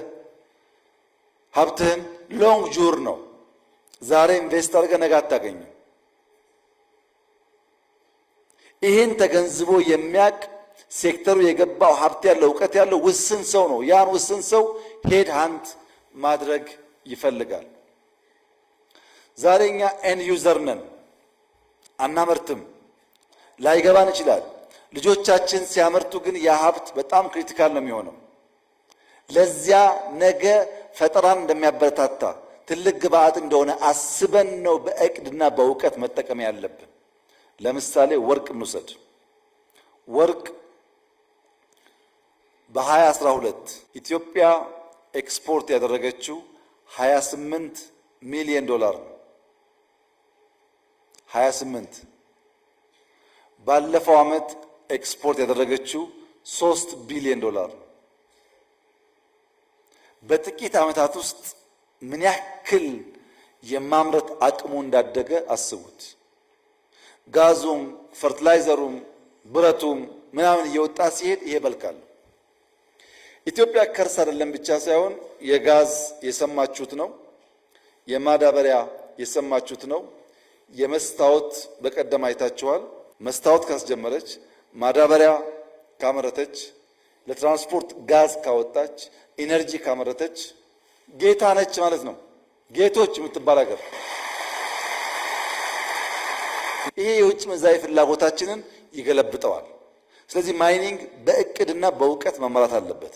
ክልሎች እና የማይኒንግ ሚኒስትሪ ጥንቃቄ ማድረግ ያለባችሁ ላይሰንስ ስትሰጡ ነው። አቅም ያላቸውን ለይተን አጥንተን፣ እንዲያ ካልሆነ ጥፋት ስለሚያስከትል ሚኒስትሪውም ክልሎችም ጥንቃቄ ያድርጉ። ትልቅ ሀብት ነው፣ እንጠቀምበት። ብልጽግናችን ለማስፈንጠር የሚያገለግል ቱል ይሆናል። ኢንዱስትሪ 3 ዓላማዎች አሉት። ኢምፖርትን መተካት ቢኮዝ የውጭ ምንዛሪ ሄዴክ ስለሆነ፣ ሁለተኛ በኤክስፖርት መቃኘት፣ የምናመርተው ምርት በዓለም ገበያ ውስጥ ተወዳዳሪ እንዲሆን አድርጎ መቃኘት፣ ሶስተኛ ሌሎች ዘርፎች ማገዝ፣ ኢንፑት ፕሮዲውስ ማድረግ። ከመዛባት ወደ ማንሰራራት ማደግ አለበት። ተዛብቷል ኢንዱስትሪው። ላይሰንስ ሰጥተናል፣ መሬት የለም። መሬት አለ፣ ኢነርጂ የለም። ኢነርጂ አለ፣ ፋይናንስ የለም። ይሄ የተዛባውን ኢንዱስትሪ በቅርበት መርተን እንዲያንሰራራ እናድርገው። አንድ መንግስት ስንባል የተካነው ከልካይነት ነው። ከልካይነትን ቀንሰን አስቻይነትን እናብዛ። ፕራይቬት ሴክተሩ እንዲሰራ የሚያስችል አውድ እንፍጠርለት፣ እንደግፈው። ካልደገፍ ኢንዱስትሪ አያንሰራራም። ካላንሰራራ ደግሞ ብልጽግና አይመጣም እና ከከልካይ ወደ አስቻይ እንሸጋገር። ከመንግስት መር የኢንዱስትሪ ጉዞ ሚዛናዊ ትብብር እናረጋግጥ። መንግስት ሚናውን፣ ፕራይቬቱ ሚናውን ይጫወትና በጋራ ፈጠራን አሳልጠን እድገት እናምጣ። ከተነጣጠለ ወደ ተሰናሰለ፣ ወደ ተሳሰረ እንውሰደው። እያንዳንዱ የቴክስታይል ምርት ግብአት የሚሆነውን አንድ ኢንፑት ከለየን በኋላ ለዚያም ሰው ፈልገን እናምርት። መሬት አለ፣ ጥጥ አለ፣ ጋርመንት ግብአት ያገኛል። ጋርመንት ከተሰራ ቴክስታይል በቀላሉ ለሱ ግብአት ያገኛል። ይሄን ማሰናሰል የኛ ስራ ይሁን። በተናጠል ያሉ ምርቶችን እያገናኘን ከኤ እስከዚህ በተግባቦት በውስጥ እንዲመረት ማስቻል አለብን። ከብድር ወደ ኢንቨስትመንት እንቀይር። በብድር በኮመርሻል ሎን የመጡ ኢንቨስትመንቶች ኢትዮጵያ ውስጥ አዋጭ አልነበሩም። ኢንዱስትሪያል ፓርክ አዳማ፣ ኮምቦልቻ፣ ሐዋሳ፣ ባህር ዳር፣ ደብረ ብርሃን፣ ጅማ፣ ሌላም ቦታ ሰመራ ተበድረን የገነባ ነው። በብድር በዶላር ግለሰቦች መስራት እየቻሉ በውጭ ምንዛሪ በብድር ካመጣን በኋላ ሰዎቹ ታክስ አይከፍሉም። መንግስት ዕዳ እየቀፈቀፈ ለትውልድ ወረት ማኖር ሲገባን ዕዳ የምናቆይ ከምንሆን ፕራይቬት ሴክተሩን ብናግዝና ሀብቱ እንዲያወጣ ብናደርግ ለሀገር ዕዳ ሳናመጣ ከብድር ወደ ኢንቨስትመንት ሊያድግ ይችላል። በቅጡ መሬት ብናዘጋጅ፣ ኢነርጂ ብናቀርብ፣ ኢንፍራስትራክቸር ብናገናኝ፣ በሕግና ፖሊሲ ብንደግፍ፣ በፋይናንስ ብንደግፍ ኢንቨስትመንቱን መሳብ ይቻላል። ራሱ ፎሬን ዳይሬክት ኢንቨስትመንት አፕሮቻችን መቀየር አለበት። በመደዳው ኢንቨስትመንት ሳይሆን መርጠን የሚያግዘንን ሰው እናምጣ። ፕሮቴክሽን እናቁምና ጄቪ እናስፋፋ። ያን ብናደርግ ኢንዱስትሪው ይቀየራል። ኢንዱስትሪው ሴክተሮች ይቀይራል። ኢንዱስትሪው የኢትዮጵያን እድገት ያሳልጣል። የምንመኘውን ብልጽግና ያመጣል። ዲጂታል መታወቂያ፣ ሞባይል ባንኪንግ፣ ዘመናዊ ክፍያ ዘዴዎች ተጀማምረዋል። ታውቃላችሁ። ግን ልትገነዘቡ ፈልገው ነገር ኤአይ የሚባል ነገር፣ ኳንተም ሳይንስ የሚባል ነገር የሰው ልጆች እንዴት እንደሚኖሩ እንዴት እንደሚሰሩ ቱ ዘ ኤክስተንት እንዴት ኢማጂን እንደሚያደርጉ ሁሉ እየቀየረ ይገኛል። ብትፈልጉም ባትፈልጉም ቴክኖሎጂን ኤምብሬስ ማድረግ አለብን። ለምን? የፓወርን፣ የፕሮዳክሽንን፣ የፓርቲሲፔሽንን ህግጋት እንደገና እየጻፈ ነው ያለው ኤአይ። በአዲስ መልክ ፓወር እንዴት ኤክሰርሳይዝ እንደሚደረግ፣ ፕሮዳክሽን እንዴት እንደሚፋጠን፣ ተሳትፎ እንዴት እንደሚያድግ በአዲስ መልክ እየቀየረ ነው። ፋይዳ፣ ፓስፖርት፣ መሶብ፣ ሞባይል ባንኪንግ፣ ዘመናዊ ክፍያ ዘዴ፣ የከስተም ኦቶሜሽን፣ ገቢዎች፣ ኢፍሚስ በመላ በሀገር ውስጥ አቅም እየጎለበተ እያደገ መሄድ አለበት። አንዱ ታርጌት በኋላ አስቀምጣለሁ። አንዱ ታርጌት ቱሪዝም ስንት ፐርሰንት ኤአይ ተጠቅሟል? ፋይናንስ ስንት ፐርሰንት ኤአይ ተጠቅሟል? ግብርና ምን ያክል ተጠቅሟል? ያንን መለካት ካልጀመርን ምንም እንኳን ዘመን ለመዋጀት ብንፈልግም አንደርስበትም። ቴክኖሎጂ ኢምብሬስ ማድረግ አለባችሁ ለሁሉ ስራችሁ። ማይኒንግ፣ ግብርና፣ ኢንዱስትሪ፣ ቱሪዝም ሁሉን አስተሳስሮ የተሟላ ብልጽግና የሚያመጣው ቴክኖሎጂ ነው። እሱ ላይ በቅጡ ካልሰራን እና ካላስተሳሰርን በስተቀረ የምናስበውን ብልጽግና ማምጣት ያስቸግራል። መነሻ፣ መሻገሪያ፣ ተሻጋሪ፣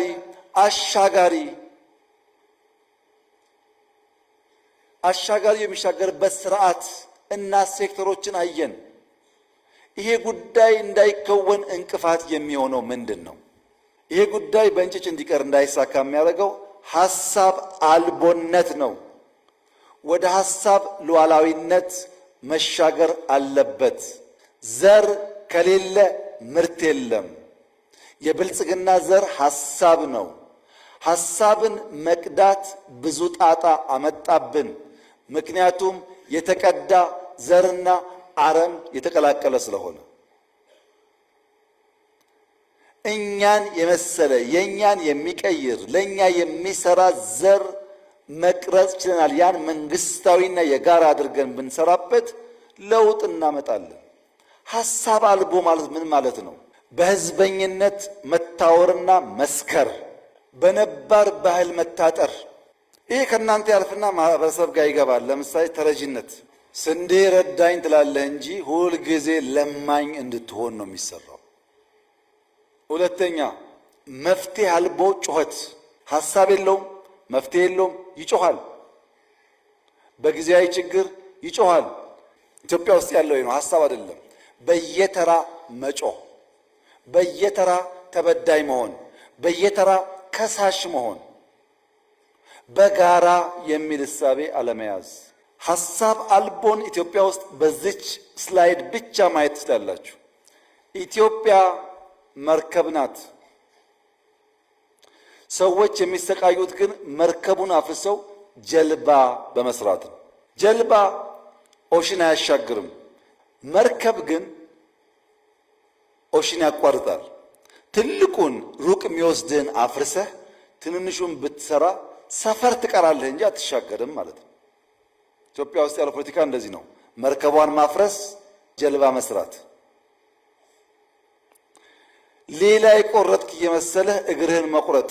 ተመልከቱ እዚህ ጋር ያለውን ዛፍ ቆራጩላ አንዱ አንደኛውን እግር ይቆርጣል። ቀይ ባህር ለኢትዮጵያ ያስፈልጋትን ባይ ማለት ነው። ሶስተኛው ደግሞ ይሄ ሰው የሚሰቃየው ይሄን ለማዳን ነው። ታንቋል፣ እንደምታዩት ቆርጦ ያድነው ነው። ይሄ ግን የሚሰቃየው አዳኙን ለመግደል ነው። ልክ ሲቆርጠው እሱ ድኖ እሱ ለመግደል። ይሄን ደግሞ ተመልከቱት። ባላንሱ ያለው በሁለት ሰዎች መካከል ነው። ይሄኛውን ረግጦ በመጣል ሰርቫይቭ የሚያደርግ ይመስለዋል። ይሄ ካለ ብቻ ነው እሱ የሚኖረው፣ ግን ሊጥለው ይሞክራል። ኢትዮጵያ ውስጥ ያለው ፖለቲካ እንደዚህ ነው። ሐሳብ አልቦ የወለደው ፖለቲካ ሶስት ኤዎች አሉት። መደመር እንደሚለው አንደኛ አፕሮቹ አንታጎኒስቲክ ነው፣ ጭፍን ተቃርኖ ያለበት ነው። አፕሮቹ ለሁሉ ነገር አንታጎኒስቲክ ነው። ሪሌሽኑ አሲሜትሪክ ነው፣ ሚዛን የሳተ ነው፣ ባላንስ አይጠብቅም። ውጤቱ ጭንገፋ ነው፣ አቦርቲቭ ነው። ሐሳብ ከሌለ ራሽናልና ሎጂክ የለም። ይሄ ነው የመደመር መንግስት የተሸከመውን ቀንበር የተሸከመውን ኃላፊነት በብቃት ሰርቶ ትውልድ እንዳያሻግር የሚያደርገው በሽታ ይሄ ነው። ሐሳብ የምርጥ ነገር ዘርና ስርና ዘር ሳትቀበል ግንድና ፍሬ ለመልቀም መሞከር ውጤታማ አያደርግም። የሐሳብ ሉዓላዊነት በመደመር አሸናፊነት ለማምጣት ሚዛናዊ የሆነ አመንጋይ የሆነ የሐሳብ ፍትጊያ ያስፈልጋል። ይሄም ስሪሲ እንለዋለን። ኮኦፕሬሽን ኤንድ ኮምፒቲሽን፣ ትብብርና ፉክክር በሚዛን፣ ኮንሲስተንሲ ኤንድ ኮሚትመንት፣ ያዝ ለቀቅ ሳይሆን ሂደቱ መርህ ላይ የተመሰረተ የማይቆራረጥ የሚቀጥል መሆን አለበት። ሶስተኛ ቼንጅ ኤንድ ኮንቲኒቲ ነው። አዎንታዊ ለውጥን በመፍጠር በማስተሳሰር በማስቀጠል መደረስ ያለበት ቦታ ማድረስ ነው። የመደመር መንግስት ታሪክን ከማውራት ይልቅ ታሪክን በመስራት ራሱን መግለጥ የሚሻ ነው። የሚያሻግር ሐሳብ የሚሻገር ህዝብ ይዞ ለለውጥ የሚተጋ ራሱን እንደ ሻማ አቅልጦ ትውልድ የሚያሻገር ስርዓት ነው። መደመር እንደ እድል ነው፣ ብልጽግና ግን እንደ ድል ነው። መደመር እድል እንጂ ድል አይደለም። ድል የሚያደርገው ትጋት ነው፣ ስራ ነው። የመደመር ሐሳብ ውጤታማ የሚሆነው የሚቆጠር ነገር ሲያመጣ ነው። ለዚያ ደግሞ ትጋት ይፈልጋል። ሐሳብ መግዛት፣ ለሐሳብ መገዛት፣ በሐሳብ መግዛት ልምምዳችን ስናደርግ መደመር ፍሬያማ ይሆናል። ቀመሩ ምንድን ነው? የዚህ ሐሳብ አልቦን ገርቶ ለብልጽግና ተሰናስሎ የሚሰራው መንግስት ቀመር ፍሪሊዮን ነው። በነፃ መከፈል ነው። በነፃ መስጠት ነው። ከትናንትና መቆንጠር ሳይሆን ለነገ ማበደር ነው። ከትናንትና በመቆንጠር የሚሰራ ነገ የለም። ለነገ በማበደርና ወረት በማቆየት የሚሰራ የበለጸገ የሚሸጋገር ሀገርና ትውልድ ይፈጠራል። ሰውን የማትረፍና ገንዘብ የማድረግ ብልሃት በውስጣችን ያሉም ከውጭ የምንሸከማቸውም ሰዎች ሰውን ማትረፍ ብልጽግና ብልሃቱ ስለሆነ ነው። ትናንት በሌላ ጎራ የምናያቸው ሰዎች ዛሬ ወደኛ ተርታ መጥቶ የምናያቸው ዋናው ምክንያት ሰው ማትረፍና ገንዘብ ማድረግ የመደመር መርህ ስለሆነ ነው። ሰላምና ብልጽግና የመደመር ቀመር ፍሬዎች ናቸው። ሐሳብና ሰውና ተቋም ማገናኘት ነው የመደመር ቀመር። ሐሳብን ከሰው ሰውን ከተቋም አስተናስለን ውጤት ስናመጣ ማለት ነው። ይሄን በማድረግ በዚህ ቀመር ሐሳብ አልቦነትን ገርተን የመደመር መንግስት ጫንቃ ላይ የተጫነውን ኢትዮጵያን ከአረንቋ አውጥቶ ወደፊት የማሻገር ተጋድሎ በብቃት እንድንጋደል ለኔ ብቻ ሳይሆን ለኛ ከልካይ ሳይሆን አስቻይ እሳቤ የያዘ አመራር ይፈልጋል። ይህን ማድረግ ከቻል የሚቀጥሉት 5-6 ዓመታት ካለምንም ጥርጥር ኢትዮጵያን ሌላ ምዕራፍ የምናይበት ይሆናል። ኢትዮጵያ ትበለጽጋለች፣ ጥርጥር የለውም እሱ። ይሄ ዘመን የኢትዮጵያ ብልጽግና ዘመን ስለሆነ የሚቆም ነገር አይኖርም እና ምን እናርገኛ ካላችሁ አቅጣጫ አንደኛው ሶቨርኒቲ ነው። ሉዓላዊነት፣ የፖሊሲ ሶቨርኒቲ፣ የምግብ ሶቨርኒቲ፣ የሐሳብ ሶቨርኒቲ የተረጋገጠበትን ኢትዮጵያ መፍጠር፣ መስራት፣ መግራት ይጠበቅብናል። ሁለተኛ ስኬል አፕ ማድረግ ነው። የተጀመረ የገጠር ኮሪደር፣ የተጀመረ የከተማ ኮሪደር፣ የተጀመረ የበጋ እርሻ፣ ኩታ ገጠም፣ ማዳበሪያ፣ ምርጥ ዘር፣ ፍሩት፣ የጓሮ እርሻ እነዚህን ስኬል አፕ ማድረግ ማበራከት ያስፈልጋል። ሶስተኛ ሰርቪስ፣ ዜጎች ከኛ በቅንነትና በሳቅ የተሞላ አገልግሎት ይፈልጋሉ። የአይን ከለር እያየን መርጠን ሳይሆን ለዜጎች በሙሉ የሚሰጥ በፈቃድ ላይ የተመሰረተ ሰርቪስ ፕሮቫይደርስ እንድንሆን ይፈልጋሉ። አገልጋይነት ያልተላበሰ አመራር ብልጽግናን ማረጋገጥና ሀገር ማሻገር ይቸገራል። አራተኛ ሰስቴይን ማድረግ፣ የተገኙ ድሎች፣ የተገኙ ውጤቶች፣ የተገኘ ሰላም ተመልሶ እንዳይደፈርስ ሰስቴይን ማድረግ። አምስተኛ ሴትል ማድረግ፣ ለሚቀጥለው ምርጫ አስቻይ ሁኔታ መፍጠር፣ ምቹ ሁኔታ መፍጠር። እነዚህ ሲሳኩሳ ስድስተኛው ሲ ይመጣል ማለት ነው። እነዚህን ትንሽ በተን ላርጋቸው።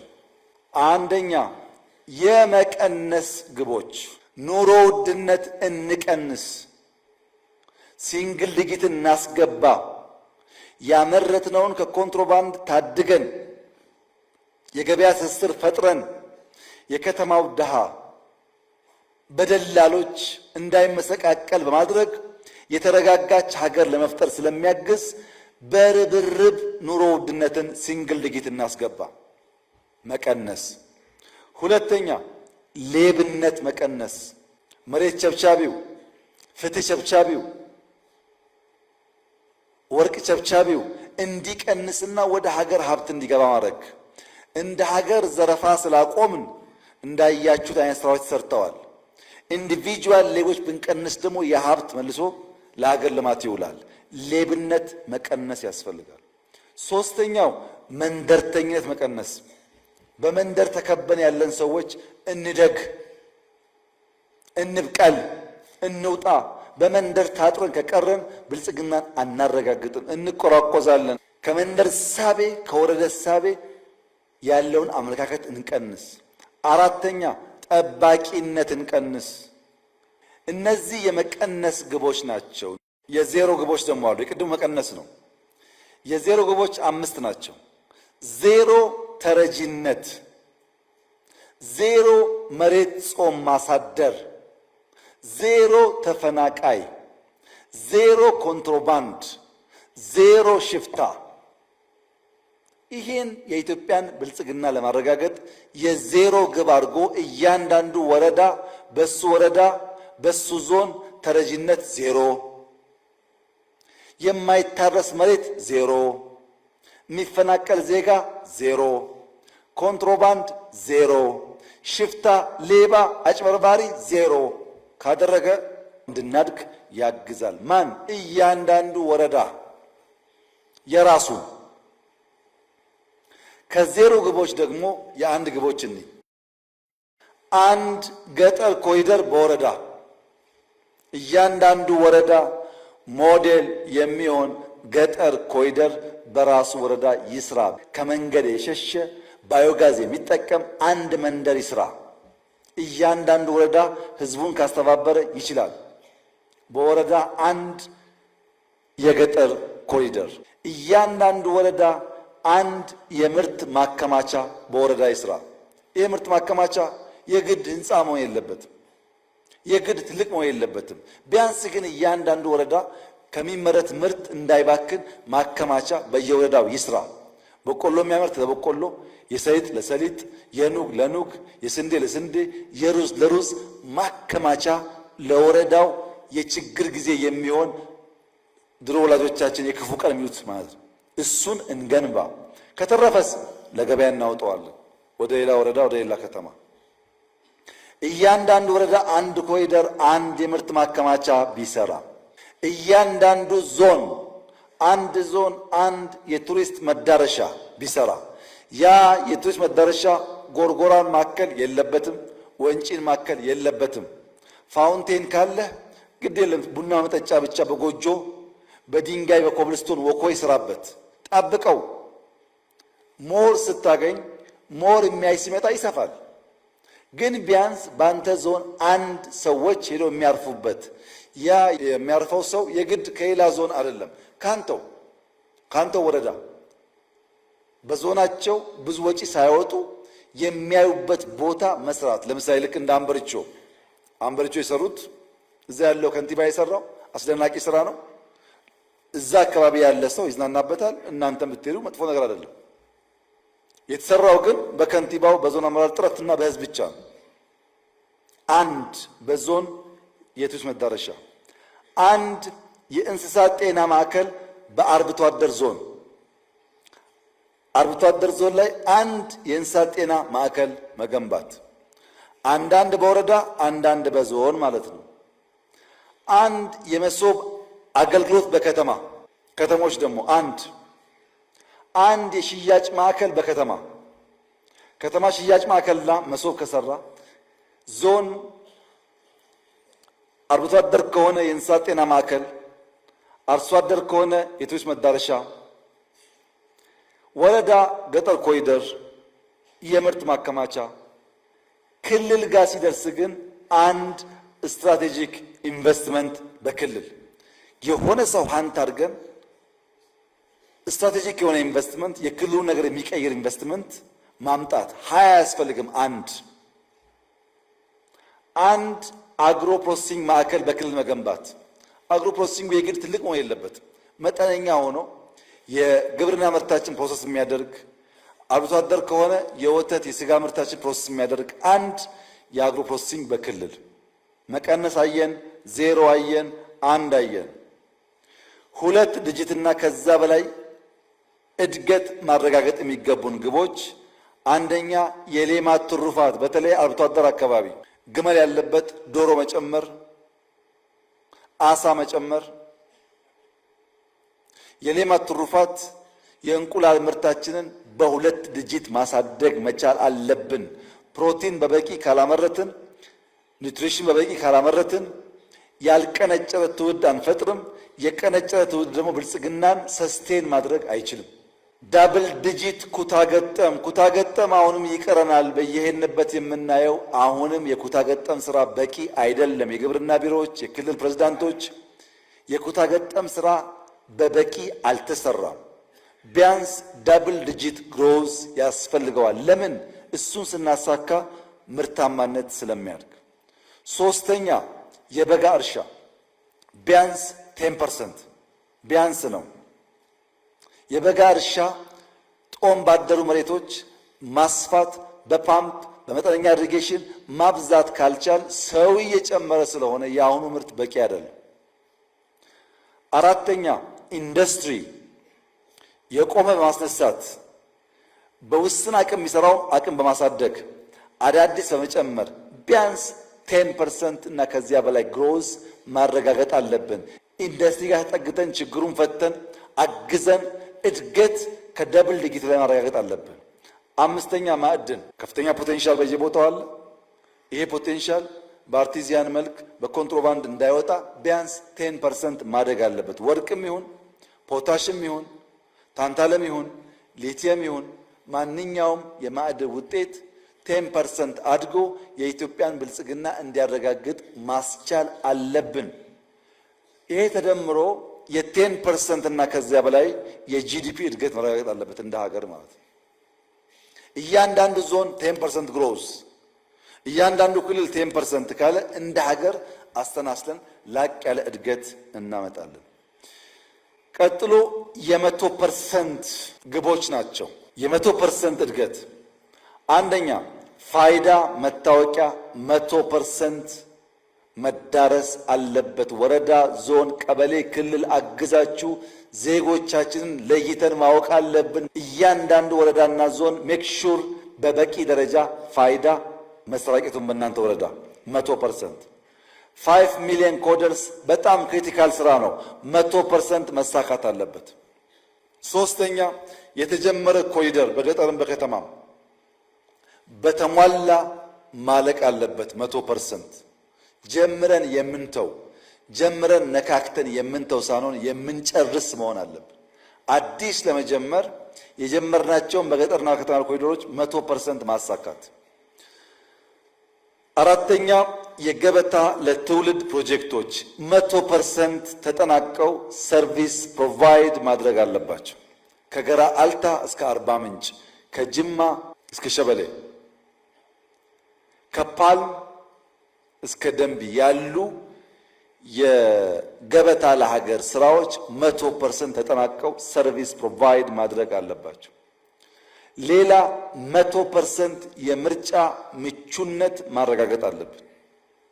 ሰላም የለም ምርጫ አያስፈልግም ምናምን የሚባል ነገር ስርዓት መንግስት ለማዳከም ለማፍረስ እንደ ኢንትሪ ፖይንት የሚሰራ ስለሆነ እያንዳንዱ ወረዳ፣ ዞን፣ ክልል ራስን መፈተሽ ያለብህ ሌጂቲሜት ለመሆን ምርጫ ዴሞክራሲያዊ ለሁሉም ኃይሎች አስቻይ እንዲሆን መስራት ነው።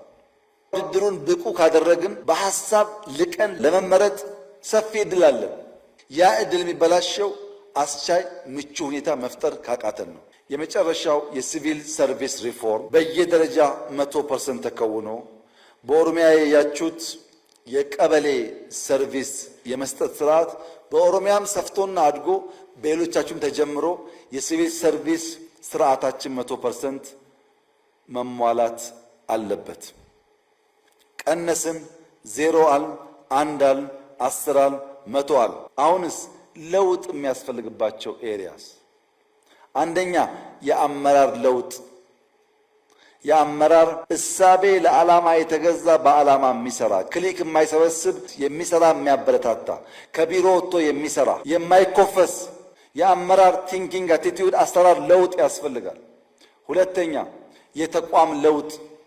አመራር ብቻ ሳይሆን ተቋሞቻችን የተሰጣቸውን ተልዕኮ ለመከወን የሚያስችል ለውጥ ያስፈልጋቸዋል። የተሰሩ ሪፎርሞች፣ ስልጠናዎች፣ ስራዎች በተጨባጭ በተቋም ፍሬ መታየት አለባቸው። ሶስተኛ የባህል ለውጥ። ምቀኝነት፣ ሸረኝነት፣ መንደርተኝነት፣ ቅናት፣ አለመስራት፣ አለመትጋት አደገኛ ባህል ናቸው። ይቀነሱ፣ ይለወጡ፣ ይሻሻሉ። የትውልድ ግንባታ ልጆች ኳስ ሜዳ እንዲውሉ፣ በእግራቸው እንዲሄዱ፣ ትምህርት እንዲያጠኑ፣ መምህራን ኤክስትራ ሰዓት እንዲያስጠኑ፣ የትምህርት ኳሊቲ እንዲያድግ፣ መልካም አገር እንዳላቸው በተቀናጀ መንገድ እንዲጎበኙ፣ እንዲያዩ፣ አገራቸው እንዲወዱ፣ እንዲጠብቁ ማስቻል፣ የሀገር ቫልዩ ማሳየት፣ ከተቻለ ከክልል ክልል ጉብኝት ማዘጋጀት፣ ኢትዮጵያ ታይታ የማትጠገብ የምትወደድ የምታድግ አገር መሆኑን እያመነ እያወቀ እንዲያድግ ማድረግ። ሌላ ኤአይ አጠቃቀም። እያንዳንዱ ተቋም ጤና፣ ትምህርት፣ ኢንዱስትሪ፣ ግብርና፣ ሁሉም ሴክተር ስንት ፐርሰንት ኤአይ ተጠቀምኩ የሚል እንደ ግብ ማስቀመጥ አለበት። የኤአይ አጠቃቀማችን ካላደገ የምናስበውን ትራንስፎርሜሽን ትስስር አናመጣም። ሁሉም በዘርፉ ግብ ይዞ ማሳካትን ተልዕኮ ማድረግ አለበት። ሲጠቀለል መደመር ትውልድን ወደ ብልጽግና የሚያደርስ መንገድ ነው። የመደመር መንግስት ለሀገር ብልጽግና ባላደራ ሆኖ ብዙ ተሸክሞ ብዙ ደክሞ ብዙ ተክቶ የማሸጋገር ኃላፊነት ያለበት መንግስት ነው። አሻጋሪ መሆን ከፍተኛ ኃላፊነት ነው። ወደን ፈቅደን ፈልገን የምንሸክመው ኃላፊነት ነው። አሻጋሪዎች መድከም፣ መቁሰል፣ መሰደብ፣ መጎሳቆል ሊኖር ይችላል። ግባችሁ ማሻገር ብቻ መሆን አለበት። ፈተናው ከባድ ነው። ካሳካችሁት ግን ፍሬው ጣፋጭ ነው። በፈጠራና ፍጥነት ጥራትንና ብዛትን እውን ለማድረግ መትጋት ነው የመደመር መንግስት ቁልፍ ስራ።